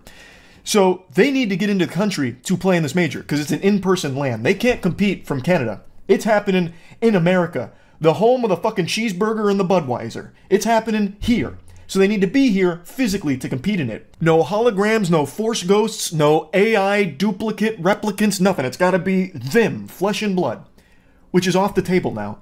I think a lot of people had a bit of confusion with the last video I made about this, because the Apex boys, our team, has been in America before. We've even made videos together with them at our warehouse. But there's a difference, because they were only here for like 2 weeks. I think it was even less than 2 weeks. And then the major was overseas. So they weren't here for a long time. This time around, we needed a different process because they were going to play the whole split in NA. So it needed to go through an entirely different procedure to allow them to stay here for that period. And since we keep getting declined, they are now no longer allowed to just come here temporarily. All of that's halted because they're under our Moist Esports blanket. Now they can't come here just for like that 2 weeks or anything. It's totally different. It's all changed, which is why we had to work with so many lawyers to try and get this process moving, and we just kept getting declined. So now they can't come into the country for this major. They couldn't even show up on the day to compete. Plus, they wouldn't want to do that anyway because they want time to practice, obviously. So that leaves us with only one fucking option left, and that's to cut our team. We have to release one of the best teams in the entire Apex circuit, because that's the only way they're going to be allowed in the country. They can come here as long as they're not being represented by us. As long as they are not represented by any org right now, they can come here and compete. So that's our only option, because we obviously want the best for these guys. We want them to shine at the major. So in order to do that, we have to let them go. It's like that fucking scene in Pokemon where Ash sets down the Pikachu and runs away crying. That's us. That is literally what we have to do with our team right now. We have to cut them so that way they can compete at the major. Because we're out of time. We can't resubmit again because this process is abominably fucking slow. Weeks just to get 2 sentences back from the US Immigration dinosaurs, the fucking fossils that are just bones and dust in those chairs at the agency there. Like, we can't do this again because we don't have time. The major's right around the corner. So, we are officially releasing the Moist Apex squad. Unfortunately, we got the bad ending to this fucking playthrough here. And it's no fault of our own, by the way. We did everything by the books. We worked with other orgs, too, and so many different lawyers that specialize in this. And we did everything right. And still got slapped by US Immigration raid bosses. Ridiculous. So, I actually cooked up a theory. One that a couple of lawyers actually agreed with me on as the most likely culprit for why we kept getting declined and are still currently rejected. Our name. I hypothesized this in the last video I made, but I wasn't entirely subscribing to that belief until now. The name Moist Esports may have had a role in us being rejected, may be the only reason we were rejected. At US Immigration, it all falls onto your particular agent. It is entirely their discretion whether or not you are allowed entry into the country with whatever you're submitting and whatever you're doing. You have an individual agent that handles your case. It is highly possible, and according to some lawyers, not unusual, for them to decline things based on very trivial reasoning. And they never conveyed that the name was an issue to us, by the way. That would be something that's so petty that they probably would never put it in writing because it's fucking embarrassing and shameful. But it is possible that the name Moist is the reason why. Because moist is a word that is a little yucky to people, makes them feel a little icky. So whoever was handling our case maybe just really didn't like that word, didn't take us seriously, and said, nope, we won't be dealing with them. Fuck them. And I think that's the most likely possible explanation for this at the moment. Because there's nothing else. There is actually nothing else that could have possibly gone awry in this process on our end. I hope the ghoulish heathen in charge of our case is proud of themselves for this. No, I'm just kidding. I'm just yanking your chain. The only thing I hope for the urinal cake that handled this case is that they get fired. That is the only solace I will find here, is if I learn that at some point whoever took this case is let go from US Immigration because the country would be much better for it. I think they are so bad at their job that it borders on being criminal. Like, they should be charged with treason for how poorly they've handled this case. 6 months. 6 months of work. Well, a little less than 6 months.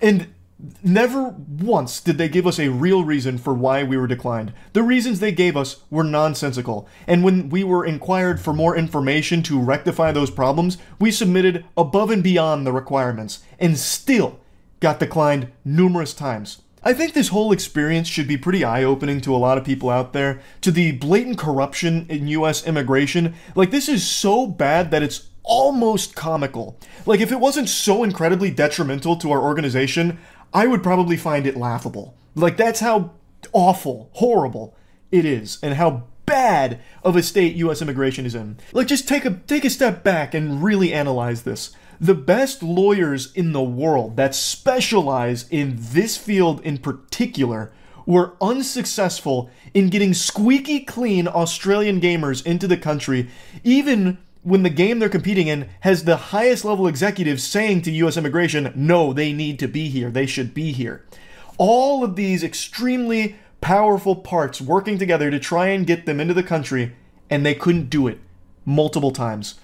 Now imagine that for someone normal. Just normal, average Joes trying to get into the country and they have to deal with US immigration. What fucking hope is there? What chance do you have? That's going to be like a 20-year process bare minimum. That's inexcusably awful. What a broken fucking machine. The ice cream machines at McDonald's work better than the US immigration process. It's so fucking stupid. I'm actually hitting a full-blown Porky Pig Scatman right now. I'm getting so heated. Like, it's an insult to the word stupid. Moonfall, Madam Web, The Room, that's stupid. This, it's on a whole new level. It's in a different dimension, the fucking sixth dimension of stupidity. It's a whole new ballgame. Like, the fucking poop farter that handled our case, it's giving me a headache. I'm actually going caveman braid. I'm becoming Cro-Magnon man right now. Just call them a fart pooper or whatever. Like, it's just, I'm running out of words in the English language to express the frustration at how incompetent this whole process has been on their end. So yeah, anyway, we had to release our Apex team.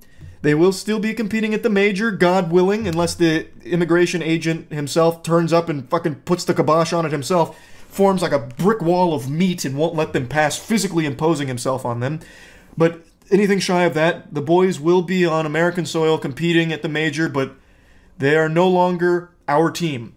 We had to cut them in order for that to happen. We will, of course, still be cheering for them. We, of course, still want them to win because they deserve it. I think they are the best team in Apex, and I'm still very excited to watch them play, but it really fucking hurts that it's not Moist Esports that they're competing under anymore. Thanks, US Immigration. Fuck you. Yep, that's really about it. See ya.